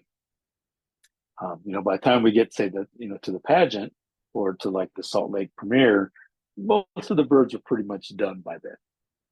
Obviously late hatches, but that's a different story. Molting is a component of that condition that a judge has to look at. 1999, I won the pageant over 540 West that were shown with a black self-young hen that was still molting her 10th primary, but it was about maybe an inch from being done. It was that close. Mm-hmm. And the judge is like, it's the best bird. I'm not going to ding it for that little bit that in a week that would be out. I'm not going to, right. It's the best bird. So, as a judge, again, there's things you just have to look at. I mean, you have to go in there not looking for the perfect bird. You have to go in there filtering through them to find a bird that best represents the standard of a West England doubler. So being a muffed breed, talk about your loft setup a little bit. Like, are you using that circular style perch so when their muffs are coming back in that they're not dragging them so much? Yeah, I've used all my perches are pedestal perches. Okay. And I always have been. When I first got back, when I first got my first house and decided to get back into pigeons, late 90s, my good friend Dean Holcomb that I grew up with, he got me, like, okay, you got to do this, and then you got to do the pedestal perches and blah, blah, blah. So that from that, that's all I make is pedestal perches. It's just a conditioning thing. There's several things that go into conditioning, like hardwood floors, solid floors. I prefer a deep litter. Like I used to do the better cob, get where a couple inches of better cob on there. And what I ended up finding was that if I have too much bedding on the floor, the birds spend too much time down there. If I keep the floor fairly clean, the West, for whatever reason, they don't hang out down there. They stay on their perch. And maybe it's just my birds, but that's one thing that I've noticed about them, as opposed to like my German owls, and those things are like fantails. They live on the floor. They're crazy, but I don't have to worry about muffs on them. Like I said, I prefer hardwood floors for a lot of different reasons. If I didn't have muff breeds, I definitely would be doing expanded metal just for the dust aspect. But when you run deep litter, it's not dusty because that deep litter traps all the dust. Right. Yeah. So you're saying the wood floor, so that way they're not catching feathers and ripping their muffs off. Right. Obviously, which I used to be super crazy about this. I'd go through when I build my new loft. Well, for example, like all the perches, all the edges get sanded down, so there's no sharp edges. I'd go through the loft, and anything that had a right angle or 90-degree angle on it, I'd hit it with my sander, just to smooth everything out. Birds are going to break feathers. That's just how it is. Especially cockbirds. They all want to fight. They're just going to bust stuff up. But for the most part, the best conditioning method is a pedestal style perch for show breeds. It just kind of keeps them out there and away from everybody else, and that, and it's like you don't want to overcrowd. That's most of my conditioning lofts can hold about 45 birds. There's about 45-ish perches in them because they're 6x8, and then I have fly pins, and it's like even my fly pins are wood floor. They're wood slats. I took 1x2s, and I made a wood floor, and then there's about a 3/8 inch gap between each one, so the droppings and water and whatever can fall through, and it helps to keep their muffs clean. But the main thing is you got 45 perches, is that you don't have 45 pigeons in there. You want to be running around that 50 to 70%. That's when the birds are going to get into the best condition and stay in the best condition, is when it's not overcrowded. And like I said, overcrowding isn't, it is having more birds in there than you have perches, but in this case, it's not having as many birds as you have perches, because you don't want birds always having to fight for a perch. If there's plenty of perches, it minimizes the interaction, minimizes them fighting and potentially, messing themselves up. But, ideally, that's where you want to be, is just have room for the birds to be, come into good condition. So you mentioned these are your conditioning loft. What other setups do you have then for your breeding loft? Do you use an open loft setup for breeding? Yeah, my West all breed open loft. Oh, okay. Unless I got a trouble pair, you get the pair that doesn't want to stay together. They want to go find different, they want to get divorced, go swinging. So those I have to throw in individual, but no, my German owls and my West, like almost all of them breed in open lofts. I got one loft that's just black and Andalusian bald head. I have one loft that'll all be red and yellow bald heads. Let them do their thing. And more about the loft management style. Do you worm your pigeons, and how often are you doing that if you do? I usually only do it once a year. I don't think you have to do it with the loft. Like I said, but rollers I do it a little more because my flyers get to the ground. But if you have birds that are holding body really, really well, they don't have worms. So I don't believe in medicating for something that doesn't exist. But excuse me, before the breeding season, everybody gets wormed, everybody gets canker medicine, on down the line. It's clean everybody out. But I said I don't believe in worming the birds, several times a year for birds that are basically captives. They don't leave the loft. What do you use for your dewormer? Quest, the horse stuff, which seems to be popular with people these days. So with this breed, are there any books specific to this breed that you've ever found to be really helpful, or would be really helpful for someone getting into this breed?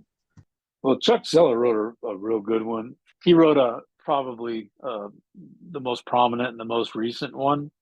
There was one way back, Jeffrey Oldham, I think, but it was kind of when the breed was still what we call dual purpose. They were flying them and showing them.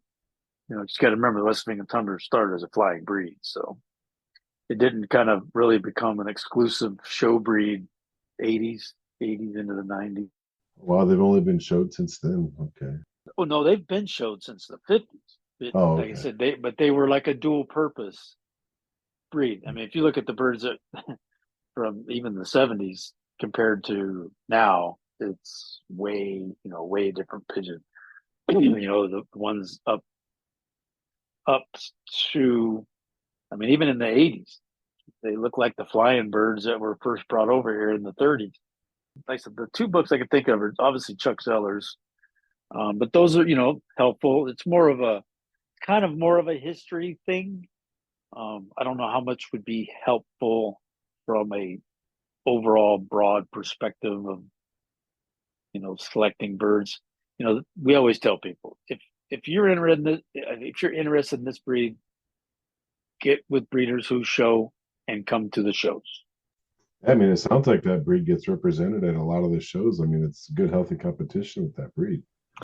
Well, I mean, we are kind of in a I call it a lull. I mean, you got to remember back at the pageant. See, the Southern California Club used to be the beating heart of the National Club, and we'd have up to 600 West of England shown at the pageant. 500 was common for us to show at the pageant, and we'd have 25, 30 exhibitors. It was crazy, and we've unfortunately lost a lot of breeders over the last couple decades, and then that has made a big dent. So now, it's like we kind of normalize. We're kind of normal with the rest of the breeds at that 150-ish, at most of the shows. Yeah, it's not quite the same as it was in the heyday. That's for sure. But again, like I said, we always encourage people to come to the shows, and that's where you're going to look for it. Because you got to understand it's a show breed, so you have to see it in that environment. It's especially when you're new in your first year or two, it is super easy to get loft blind. Because you got birds from me, or you got birds from this guy, or this guy, and oh man, I'm going to set the world on fire. And you raise your birds, and you're looking at them in the fall, and you're scrutinizing. Oh man, these are great. Well, if you're not comparing them to other birds in shows, you might be mistaken, which they said most people are. And those learning curves that you have to kind of embrace. But like I said, again, we encourage people to come to the shows, participate, watch. That's where you're going to learn, because we're all super cool. I mean, you have questions, ask. We'll be happy to answer, show you different examples. We help people all the time. Like I said, that's not stuff that you'll get from a book. It's not stuff you'll get from. I mean, you can kind of get it from, say, Facebook or something on the national page. Once we get into show season, we talk about things and show winners and stuff. But pictures usually don't represent what the bird really actually looks like in person. Man, that's such a good point right there about going to the show. If you're breeding, I mean, that's so true for any breed. If you're not going to the national show and you're seeing what other people are doing, you totally can get loft blind, and then you go to the show and really see what's there. Well, it's the same with like the rollers, right? Because I obviously do that, and it's really easy to get loft blind with your rollers and think you got the best roller around if you're not going around and seeing what other people are flying. So it's the same, like I said, same principle. What are some of the shows you're going to be going to this year? Great Western, Watsonville, and the pageant, and then we have our North Cal Pigeon Fancier show here in Sacramento, the first Saturday of December. It's a 1-day show. That's pretty much it. I'll have to wait and see if I'm going to the national or not. But that's pretty much it. Just a couple. The nice thing was when I was in SoCal, we'd have 7 shows a year, 8 shows a year. So it was highly active. Now it's like you do everything just to participate in 2, 3 shows. Once I retire, I plan on doing, going to different shows. But yeah, it's just, you can only take so much time off, and doing it all now is just way more expensive than it used to be. Yeah, that's true. And then there's conflicts. Like, for example, we have the NBRC convention here this year, and that is also that week is also when we're flying the NBRC National Championship Finals here. But the Salt Lake Premiere is going on that same time, Right. So Yeah. There's always this overlap. And you got to pick and choose. Yeah, no, we're gonna be I'll be going down there to check out the NBRC convention down there in Sacramento. So looking forward to seeing some of that as well. So that'll be a good time. Then you'll be here at my house. Yeah, looking forward to seeing those birds up there. So yeah, if anybody else is interested, they do have a website, nwoetc.com. A lot of information on there for the National Club. Brian has his Facebook account, McCormick Lofts on Facebook. You can look him up. He's posting a lot of good stuff on there all the time. Yeah, I haven't been posting much show stuff, just because this for our loft breeds. I mean, everything's just. I was out there just this evening, trying to look for. Oh man, is anybody? No, they're just a mess. They're just. It's like there's more pigeon and feathers laying on the floor than there are on the pigeons. So it's so messy right now with the molt going on. Oh yeah, and what sucks is we got like 2 months of it. Yeah, it just looks like a big pillow fight broke out in all my lofts right now. Mm-hmm. And here's the bad part. Here is it looks like it snowed here, because I've got say 400 birds. Right, they're all either bald heads or saddles with the old German owls. Every pigeon here. And I did a rough count, and I'm like, it was like 11,000 flight feathers, that I have to clean up. I'm like, man, that's just the flight feathers. And of course they're all white, so they stand out. The good times. Yeah, there's some pigeon math. Yeah. Brian, thanks so much for coming on the show again. Really appreciate it. Yeah, thanks for having me on the breed, and look forward to seeing you out there in November. Yeah, if anybody's listening, that's there's people have always been interested in the West of England tumblers. I think a lot of people get a little discouraged because we're a highly competitive breed. We're a highly competitive breed. So you really gotta dig your heels in if you want to compete against a lot of the guys. But we're all genuine people, and we're always willing to help people out, get people started. So if anybody's been on the fence about it, just hit us up at the shows. And I don't know if they have an updated list on the website, but I know they will be publishing, if they haven't published it already, on the National West of England Tumbler Club on Facebook.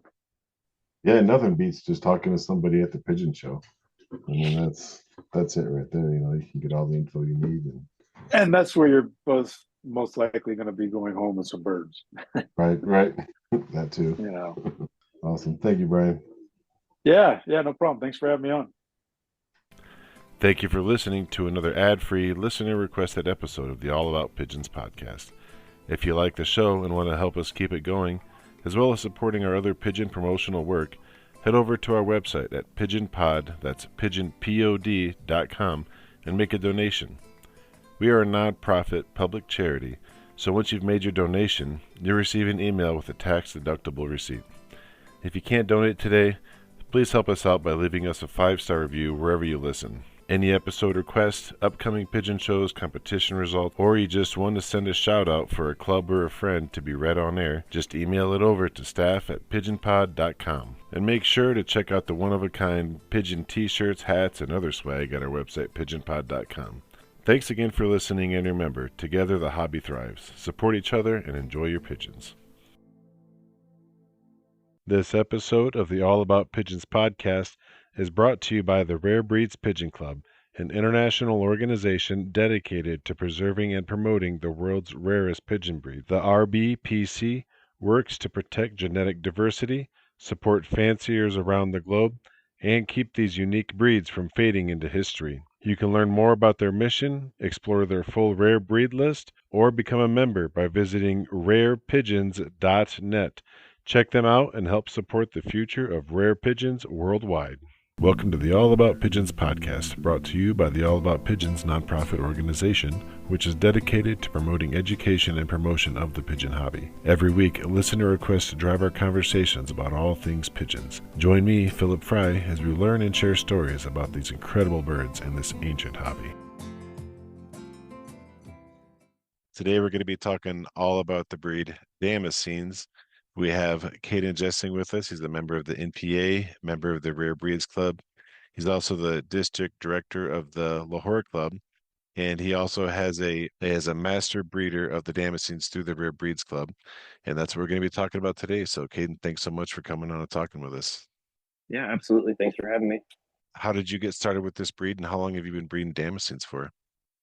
So I've been breeding Damascenes for a long time. I would say probably it was one of my first or second breeds. So I've been breeding them for about 12 years now. I got some of my first ones from a guy up in Michigan. Scott. It was kind of a project that he was working on, and I took it over. So that's kind of what I've been working on for a while. What was it that kind of pulled you into that breed? I really like the contrast between the white of the bird and the black bars. Just the white and black contrast and how the bird looks really icy and clean. Is kind of what drawn me in. And there was also just the red eyes on the bird. Was something I thought was really attractive. I'm going to take a wild shot here. Is the name Damascene part of its own origin story? Is that where it's actually coming out of? Yeah. So the Damascene origin is a little kind of all over the place. There's no really certain area where they're from, but most people, what they've heard is they came out of Damascus. Over in Syria, there was a time to where they thought they originated out of Turkey and even maybe some Persian descent as well. How far back does that go? It was noted that they went as far back as the 1600s. I'm sure the breed is a lot older than that because there's so many breeds that exhibit the white ice coloration, and it took a long time for those birds to be created to put those colors on top of them. So you've got multiple breeds with the ice modifier, which are like the Italian owls. There's the Rodani. I don't know if I'm saying that right, but it's basically an ice Italian owl. And it's interesting because they judge the Italian owls. They separate them overseas, and they kind of judge them as their own breed. And then you've got your ice pigeons, of course. There's also Chinese nasal tuft and another Chinese breed. It was a racing homer called the Tung Pak. Again, sorry for pronunciation, but the Tung Pak was like a ice colored racing homer. It was also a breed in the 1800s called the powdered owl, and that was descent of it's when you crossed an English owl onto a Damascene, and then you would show the crosses.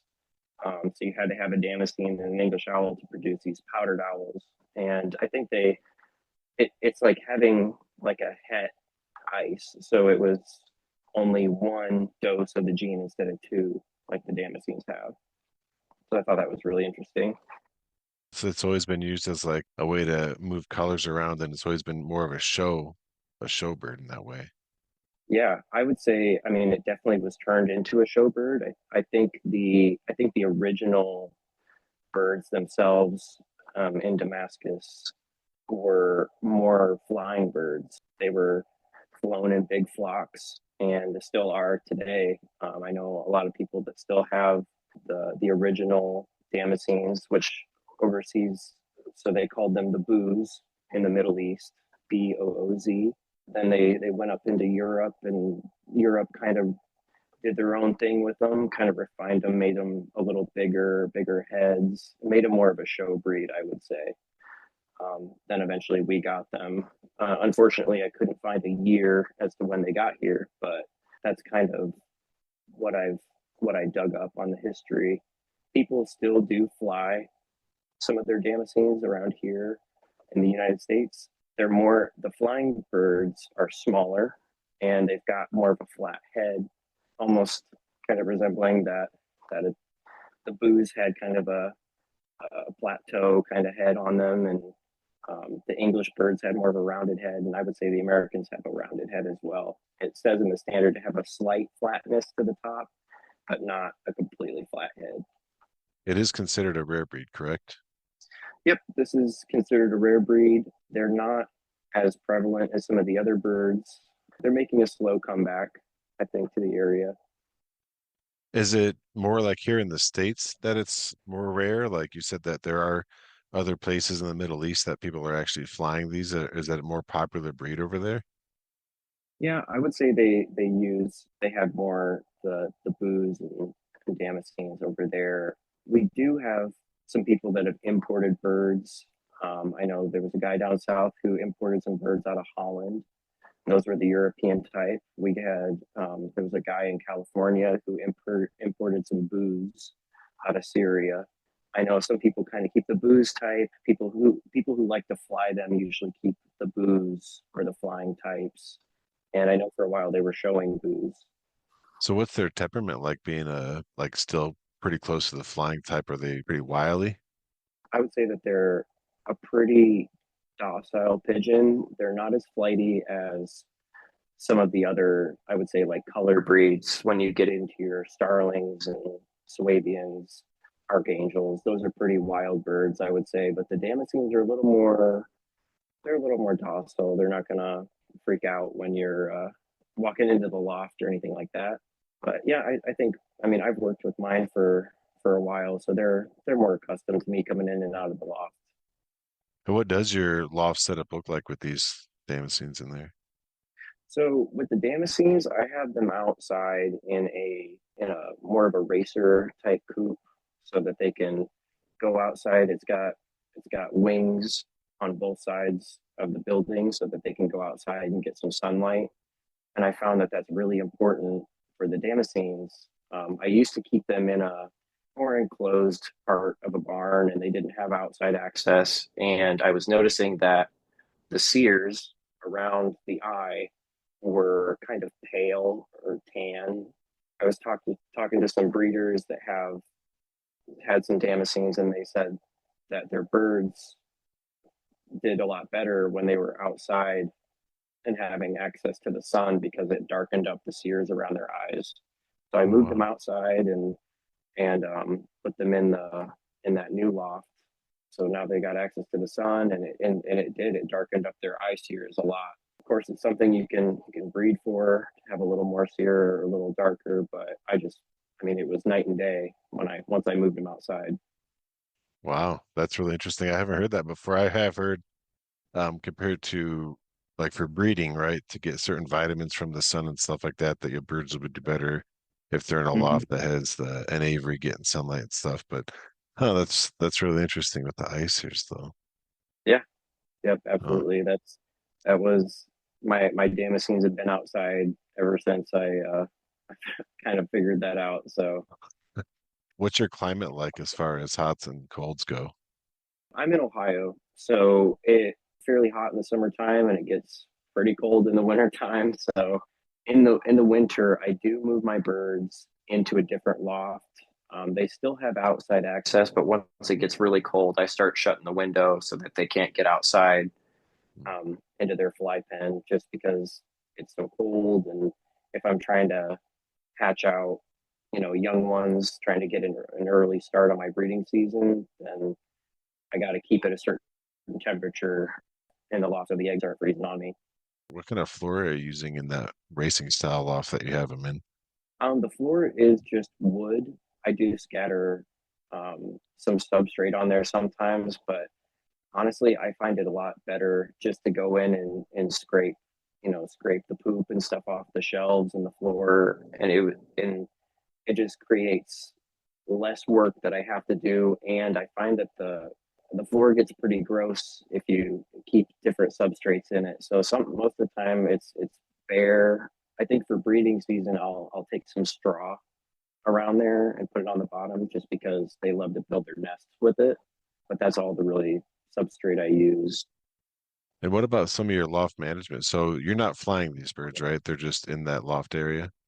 Right. I used to fly them, but we have so many hawks in the area that it was just like we've got Coopers and sharp shinned hawks, red tails, and I don't think a red tail could catch them, but the Coopers are definitely pretty prevalent. So, but that's why I started locking them up, and I find that the birds are in a little better condition when they just stay in better condition instead of being out and flying around like that.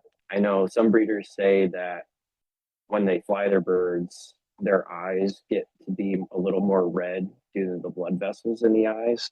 And I don't know, there might be some truth to that. I don't know if some Homer people could chime in on that one, but I know people have dragoons, and I would say those have a really dark red eye, but they're not flying their dragoons. So Yeah, that's interesting. So since you're not flying your birds, do you do any kind of deworming at all with them before breeding season or? yeah, absolutely. I have some ecto drops that I put on behind their neck.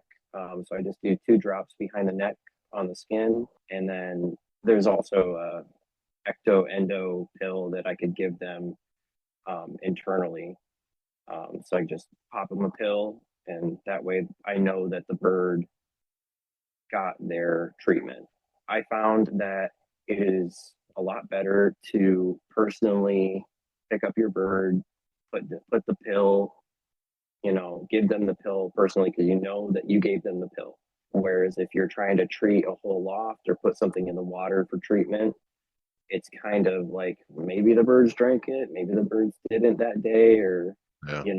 it's more concrete, I would say. What was that brand again? It was like an ecto endo type of. Is that a dewormer or is that for lice and mites or? It's a dewormer and Oh, okay. internal parasites. Oh, okay.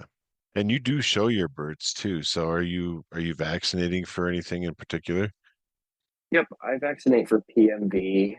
I know some other people that vaccinate for more, but what I found that PMV was something that I had a problem with when I was younger showing birds, and I came back from a show and I had a whole flock wiped out from PMV before. So I think as time goes on, I'll probably start vaccinating for more things.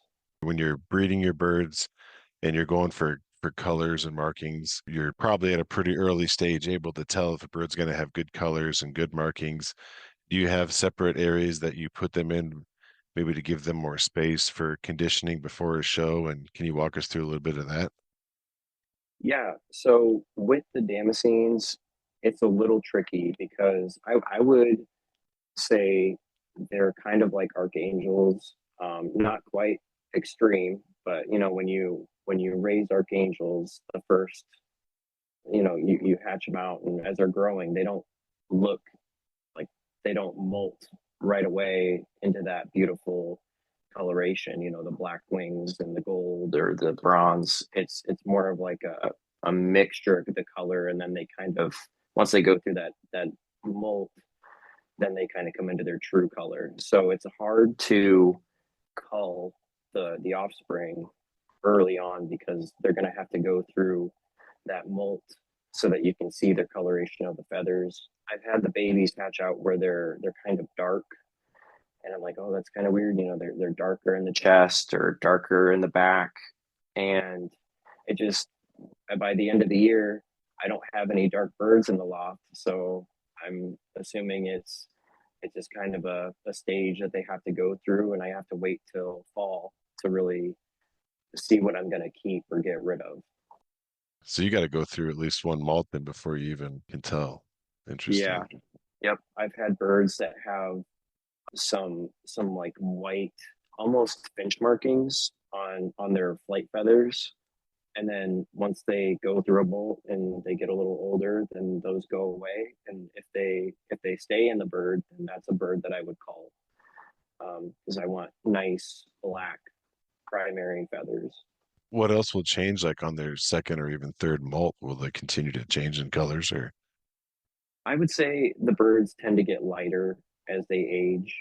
It doesn't completely make the bird unshowable, but you have to just kind of be cautious about when are they getting to the point of this is too much ice color.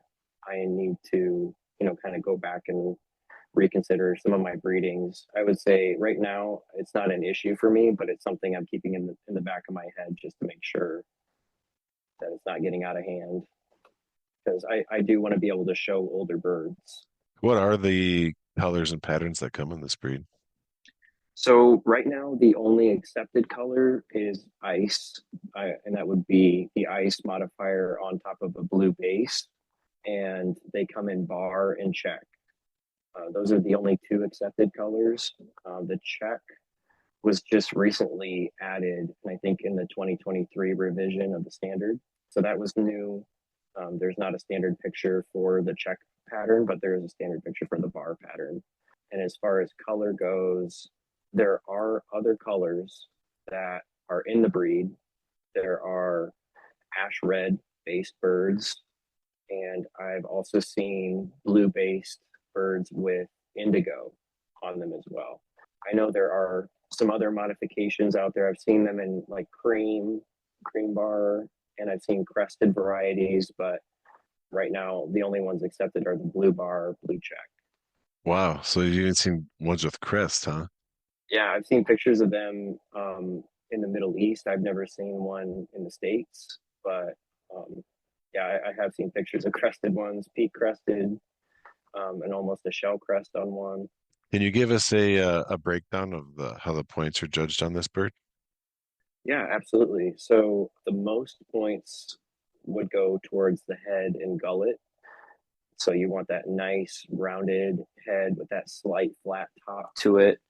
You want a nice gullet on the bird, and then the second highest points would go towards the color. So head and gullet get 25, color gets 20 points. So you want that nice contrast of the icy color and the black bars. So you want your bars to be as black as they can be, so that they're wing bars and their tail bar. And you also want their flights to be dark. And you want the rest of the bird to be white from the top of the head to the end of the tail. And you run into a couple issues there when you're trying to put light and dark together. You're going to get birds that are really light, or you're going to get birds that are really dark and don't have the right icing. They might have really nice black bars, but the icing color isn't quite right. So it's kind of like I keep light birds and dark birds in the loft. And when I say light and dark, the coloration isn't like night and day, but it's just some of the birds are slightly darker, and some of the birds are slightly lighter. So it's a very, very minimal, but I do have to kind of breed those two together to get what I'm looking for. Is that what you would say one of the most common faults you see at the shows with this breed is in the color and the light and darkness?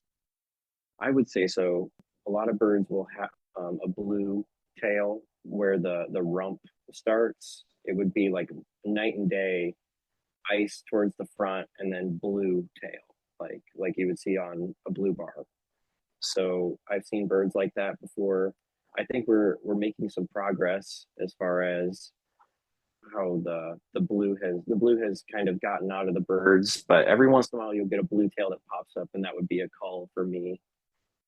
How are they as far as breeding goes and raising their young? Are they pretty prolific or do they require some assistance through fostering? The breeding is actually they breed very well. They raise their own chicks. They're supposed to. I mean, the breed has a shorter beak, but I've had no problems with them raising their own young. I barely use fosters on them. I just kind of let them do their own thing. They breed good and they're a pretty tame breed compared to other color breeds. I mean, would you say that this is something that beginners should get into or more of an intermediate style breed to start trying out for people? I think it's definitely a great bird for beginners, as far as how prolific they are. I think someone who is really interested in color would find them to be maybe the right fit for them, so that they can kind of tweak the coloration and be more on top of that. But as far as raising young ones and getting some young birds banded, I think they're a great starter bird. Has there ever been any books specifically written on this breed? Not that I could find. I reference the Pigeon from Levi, but they have a couple paragraphs in there about the breed and some origin. But I found that there's only just like little snippets that you find in some books like that. Yeah, maybe I need to write maybe I need to write a Damascene book. Yeah, if you've already got all this collective knowledge from other places, put it in one place, let's get that book out there. Yeah, You are starting up the national club for this breed also. yeah, correct. Can you talk a little bit about that and, what's your goal with this club? Yeah, absolutely. So I am pretty much starting this breed club from scratch. I couldn't find any club that was maybe made beforehand. I tried digging up some info on that and couldn't find anything else. So we're starting from scratch and starting to pull birds out of the rare breeds to start our own club. Some of the smaller shows, we're going to have our very first meet in Fremont, Ohio, and that'll be in January 3rd. So right now we're expected to have about 20 birds and three exhibitors. And I have some other exhibitors down south that are interested in showing. And so yeah, we're just kind of starting from scratch and building the club as we go. Another success story through the Rare Breeds Club where it kind of snowballs in that club and then it can. I know the American Zitter Hall club just kind of is getting up and going right now, and that was a lot of breeders through the Rare Breeds Club too, and now this one Yeah, too. That's pretty awesome.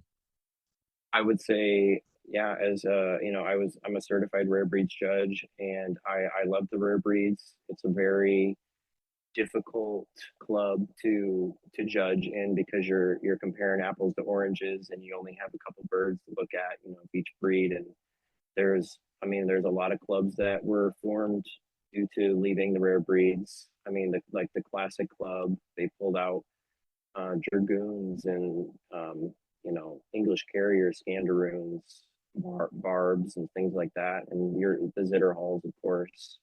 It was good to get into the shows, and I would show probably 6 or 7 birds, and people would come up to me and want some birds, and I would always bring extras just in case to try and promote the breed a little more.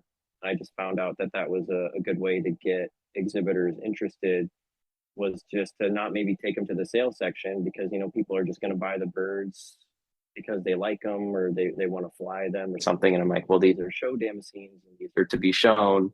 They fly decent, but for what I'm trying to go for in building a club, I would like some exhibitors to start showing. Yeah.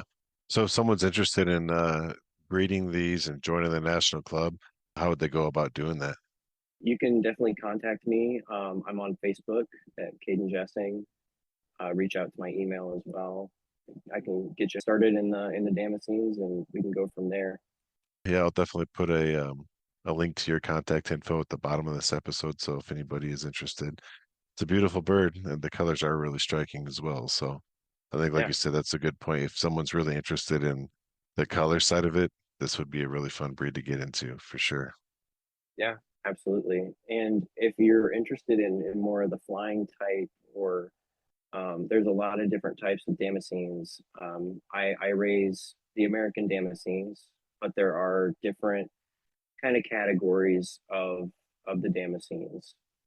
There's the European Damascene, and so they're more of a heavier set bird. I would say more of like a show homer. They've got more body to them.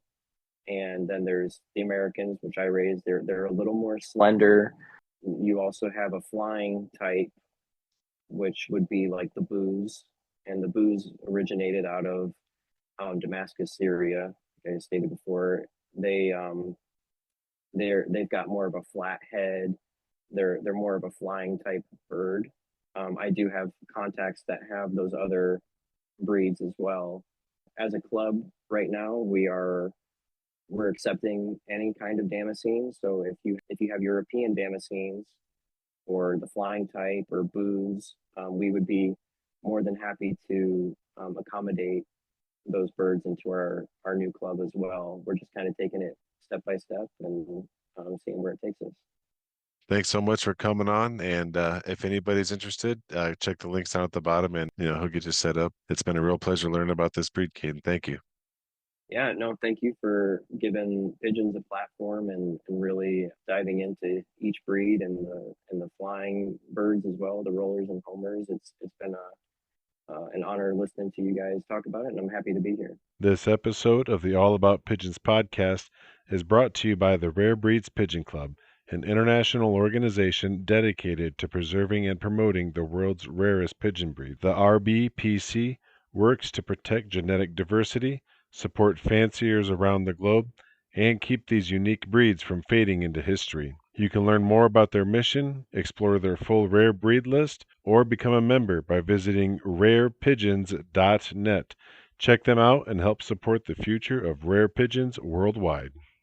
Thank you for listening to another ad-free, listener-requested episode of the All About Pigeons podcast. If you like the show and want to help it keep it going, as well as supporting your other pigeon promotional work, head to the website PigeonPod, that's pigeonpod.com. You can make a donation there. If you can't make a donation today, support the show by giving us a good 5-star review wherever you're listening to us at right now. That really helps the podcast and helps the algorithm get us out there to other people who might not know about Pigeon Podcast. If you have any episode requests, upcoming pigeon shows, competition results, or you want to be a guest on the show and just talk about some pigeons, or you have a shout out for a friend, shoot us an email at staff@pigeonpod.com. Thanks again for listening. We really appreciate your support. And remember, together the hobby thrives. Support each other and enjoy your pigeons. Welcome to the All About Pigeons podcast, brought to you by the All About Pigeons nonprofit organization, which is dedicated to promoting education and promotion of the pigeon hobby. Every week, a listener requests to drive our conversations about all things pigeons. Join me, Philip Fry, as we learn and share stories about these incredible birds and this ancient hobby. Today, in this episode, we're going to be talking about the breed Classic Frill, and Ralph Lewis is going to be talking with us. Ralph Lewis is a lifelong pigeon breeder. He is currently the secretary and treasurer of the National Classic Frill Club. He has won Best of Breed and second reserve overall in the Top of Utah Pigeon Show in 2022, reserve champion at the Salt Lake Premier Show in 2022, as well as second reserve at the Salt Lake Premier Show in 2024. And today, it's all about Classic Frill. Ralph, thanks so much for coming on and talking with us. I'm glad to be here. So can you give us a background with pigeons in your own life? Well, I've had pigeons off and on all my life, but I kind of fell in love with the Classic Frills 4 or 5 years ago when my neighbor had these Classic Frills, and I just fell in love with the beauty of this bird with its lacy wings, frill on its chest, and the little top knot on top of the head that is just really cute as far as I'm concerned. So that was my beginning, and he shared birds with me, and there were a couple of other guys in the immediate vicinity that were raising them as well. So we formed kind of a wonderful little nucleus of breeders in my area, and not only the birds, but the companionship has been wonderful. Yeah, that's always nice when you have breeders all in one area. You guys can all work off of each other and see what works. Yes, indeed. So can you give us a little bit of history and background on this breed and maybe explain the difference between the Oriental frill and the Classic Frill as well? The origin of the Classic Frill goes clear back to probably Turkey. It was originally described as being the pigeon of the sultans, and this goes back to the 1700s, more or less. So it was a breed that was bred for the sultans back in those days, and was not necessarily shared with the common people. It's actually still known as the bird of the sultans in Turkey. There was a recent report from our club affiliates in Germany. They had signs that were announcing it as the pigeon of the sultans. That's a good tagline. I like that for the breed tagline. Well, it's such a beautiful bird. I mean, rather than just being, kind of solid colors, those lacy wings to me are just an outstandingly attractive feature. What do they call the different colors that they come in? The classic frill has wings that are laced and have the variable colors on them, but the rest of the body, the feet, the neck, the head are all pure white. It's really pretty interesting. Oh, another interesting thing that comes along with that, some of the classic frills have what they call a spot tail. I don't know if many other birds have that, but they have spot tails or moon spots at the bottom of their tails. So the tail feathers are solid except for the last inch, and they have white spots that are surrounded with black on the bottom of the tail. And that was supposed to be a feature that was very important to the original breeders in Turkey, and something that they've wanted to continue to breed. It's an important feature in the standard of both the satinet and the blondinet oriental frills or classic frills. Can you explain the difference between satinet and blondinet? Yes, they are pretty much the same as far as body size and what we're looking for as far as the lacing, feathers on the feet, the frill on the chest, the top knot, the peak at the top of the head. But the blondinet does not have any white. It's colored all the way through, across its body. Whereas the satinet, as I was talking about before, has only the lacing on the wing and the tail, and the rest of the body, the main body, the legs, the frill, and the head are all white. So the satinet has mostly white with the color on the wing and tail. The blondinet is fully colored all the way through, although they feature some very beautiful lacing and other beautiful features as well. And what is this breed's temperament like? Are they a pretty docile, easy to handle bird, or they get kind of wily? They're pretty mild. They don't necessarily like to be caught and handled, but you can walk into a pen and they'll just kind of flow around you and go back. You can catch them pretty easy when you need to check a band number or, when you're trying to put them together to mate, find out which ones are the boys and the girls and that sort of thing. But they're not an overly aggressive or a wild pigeon. In fact, I know of one of our club members who raised a baby up and kind of shocked everyone at the show. Maybe this is not totally unusual, but she walked through one of the shows with a classic frill on her shoulder, and this bird was definitely her companion throughout the show and made quite a stir. That's one of the breeds that a lot of people who do pigeons as pets really are attracted to because they're just so beautiful. I mean, they have almost like parrot-like qualities to them. They are beautiful. That's certainly why I'm attracted to them. Can you describe your loft setup? Are you doing like an open loft setup, or do you have nesting boxes that you keep them in? Yeah, mine would be more of an open setup. What I have is what I call sun porches. So in other words, I have in one end of my loft, and I have different compartments. So if I'm describing one, I'm describing all of my loft areas.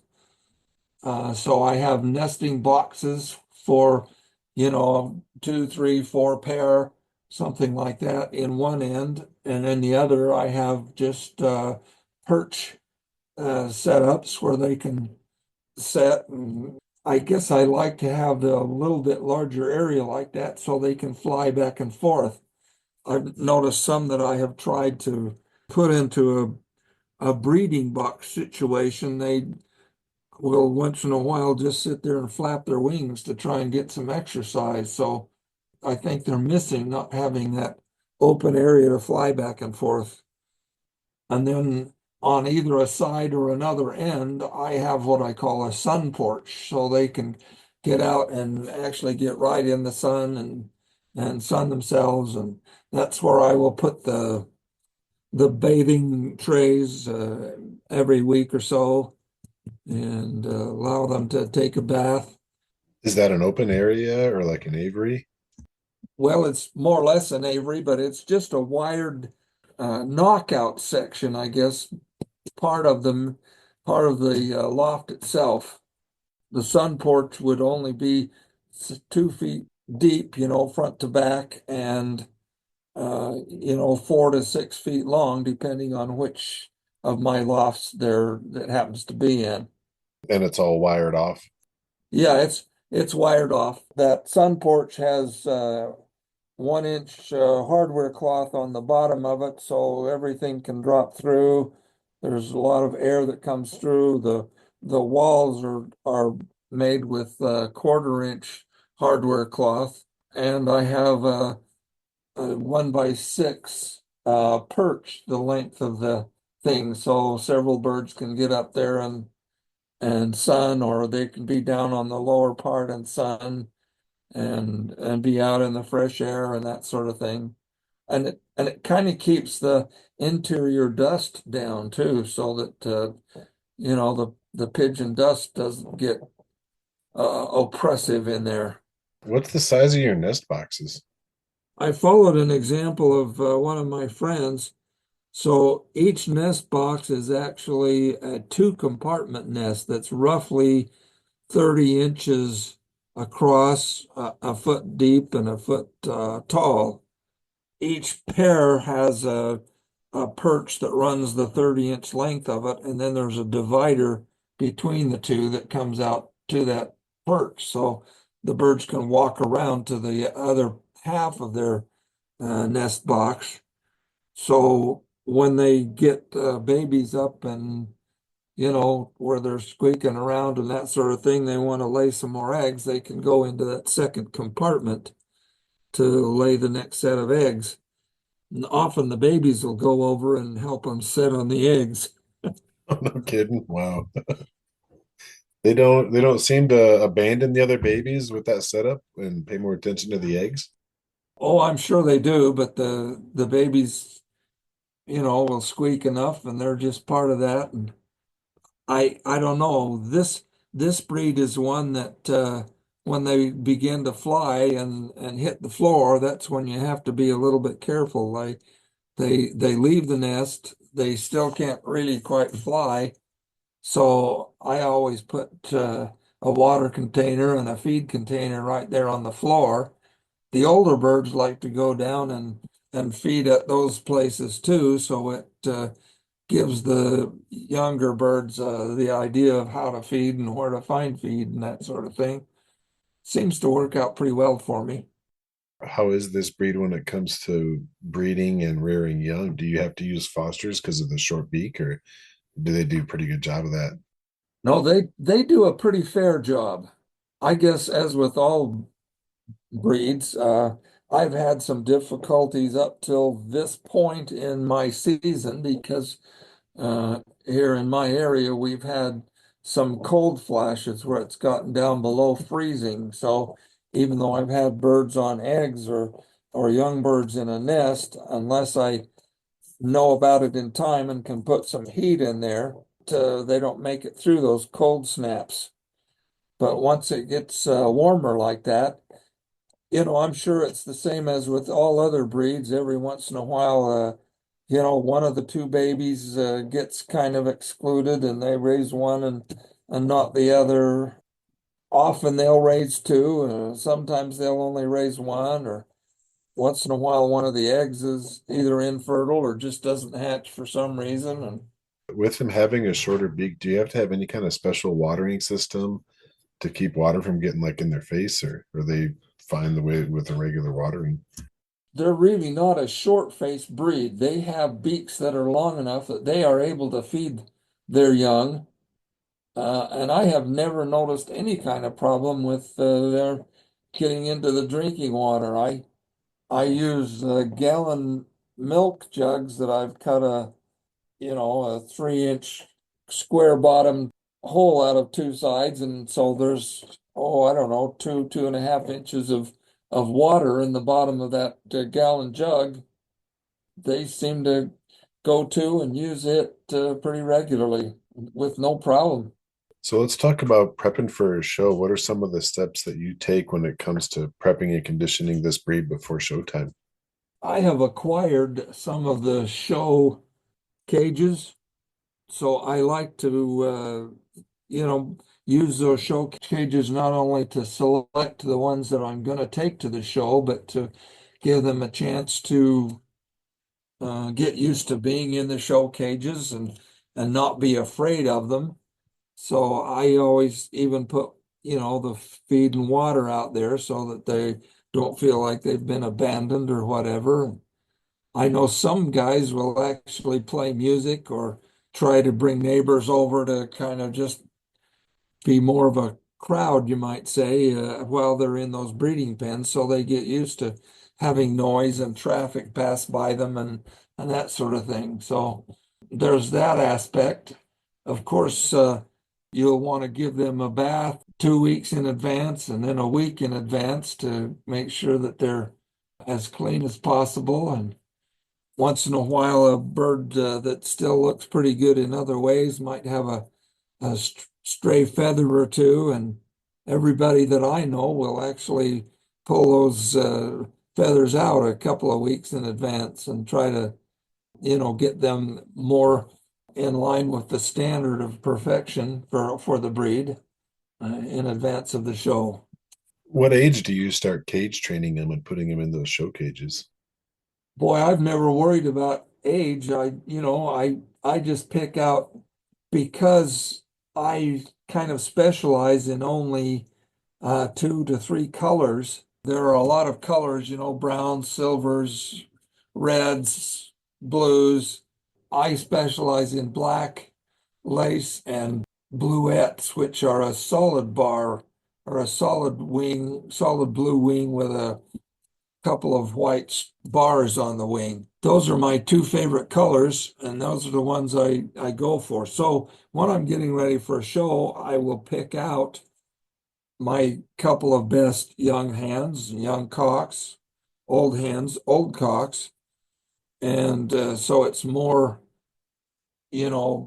what looks best and closest to the breed standard that I will then concentrate on keeping out in those show cages. And I only leave them out there for a day at a time. When I'm able to be out and about, I'm working with other things in the area. So I'd be passing by them and stop to say hello, tell them how pretty they are and that sort of thing as I pass by. Can you talk a little bit about the breed standard and how the points are applied for it? Well, the breed standard has different points depending on a number of criteria. Number one, I guess, and for most of it is how they stand at station. So a bird that maybe has a few other flaws, if it stands the way it's supposed to, upright with eyes just about centered over the front of the feet. The wings should be straight back and just above the tail. The tail should not quite touch the ground. A few things like that. So if a bird is just sitting on its haunches in the cage and is very disinterested and so on, that's not what a show judge is looking for. Or looking for a bird that stands kind of at attention and kind of wants to show off. The feet should be covered, but it should not be excessively covered with white feathers. I guess personally, I like the look of those feathered feet. They're just kind of like short boots, and they're not like the long feathers of like a fantail or something like that with the really long feathers. These are just barely covering the toes.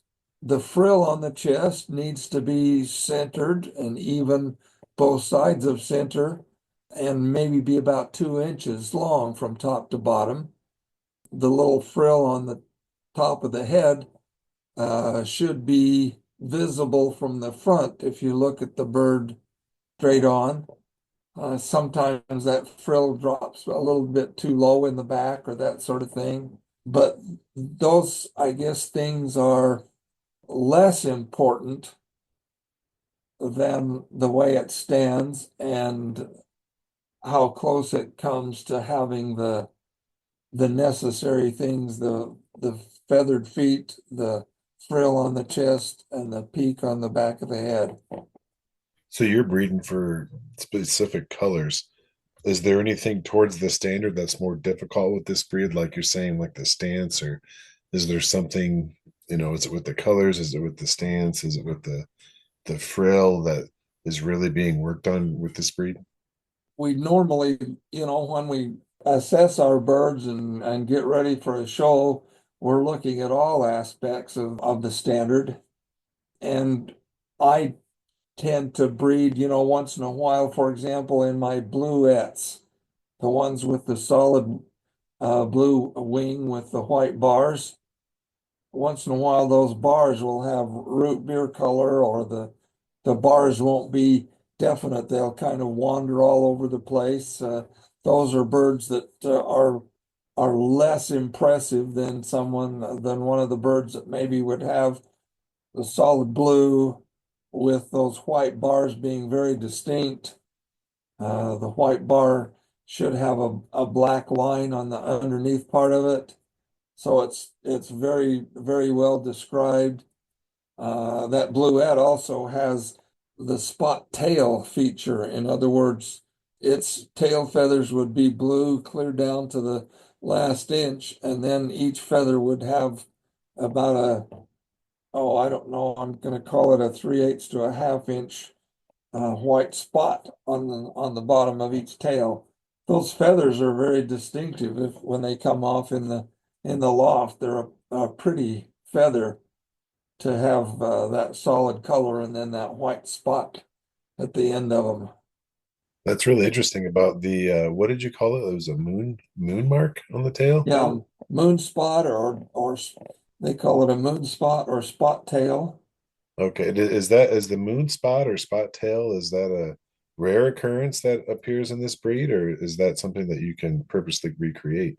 Oh yeah, it comes along pretty regularly in the ones that are there. The other breed that I have, the black lace, they have what they call a lace tail, and it's also very pretty.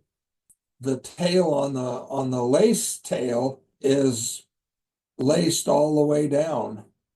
And I don't know, maybe the last inch and a half or so on might be a solid white, something like that. They're not the moon spots like the others are.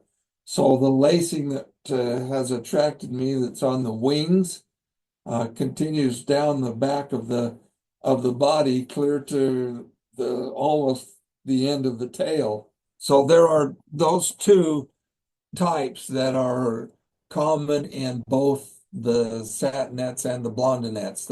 They come in both spot tail and lace tail varieties in pretty much all of the colors. I really think these are wonderful pigeons. I certainly have enjoyed raising them. I look forward to more and better shows. Our local group has been increasing. We've started out with 30 birds at a show and 40, and this last year we had 70 classic frills on exhibit at a couple of shows, and we're looking to exceed that this year with a group that's expanding and more breeders joining us all the time. Would you say that this breed would be a good starter breed for someone who's getting into showing pigeons? I really would. Where they are able to raise their own young, you don't have to have a feeder group or, keep a second set of birds in order to raise them.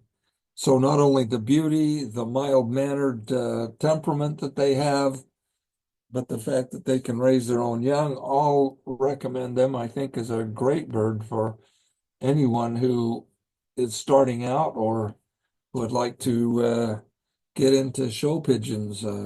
It's a terrific breed. And if anybody's interested to learn more about this, you can check out their website, the classicoldfrill.org. There's a lot of information on that website for this breed and the club. And you can also shoot an email over to ncofcsecretary@gmail.com if you're interested in joining that national club. So, Ralph, I want to thank you so much. I really appreciate your time and insights on the classic frills. Thanks for having me. Thanks for tuning in to another listener-requested episode of the All About Pigeons podcast. We truly appreciate your support. The soundtrack for the show comes from the pigeon musician Vital Mizraim. If you have a topic or a guest you'd like to hear more about in future episodes, or if you yourself would like to be a guest and just talk pigeons, please don't hesitate to reach out to us through email at allaboutpigeonspodcast@gmail.com, or join our Facebook page, All About Pigeons Podcast, and connect with us there. Don't forget to leave a 5-star review wherever you listen. It supports the pigeon hobby and really helps the show. Remember, together the hobby thrives. Support each other and enjoy your pigeons.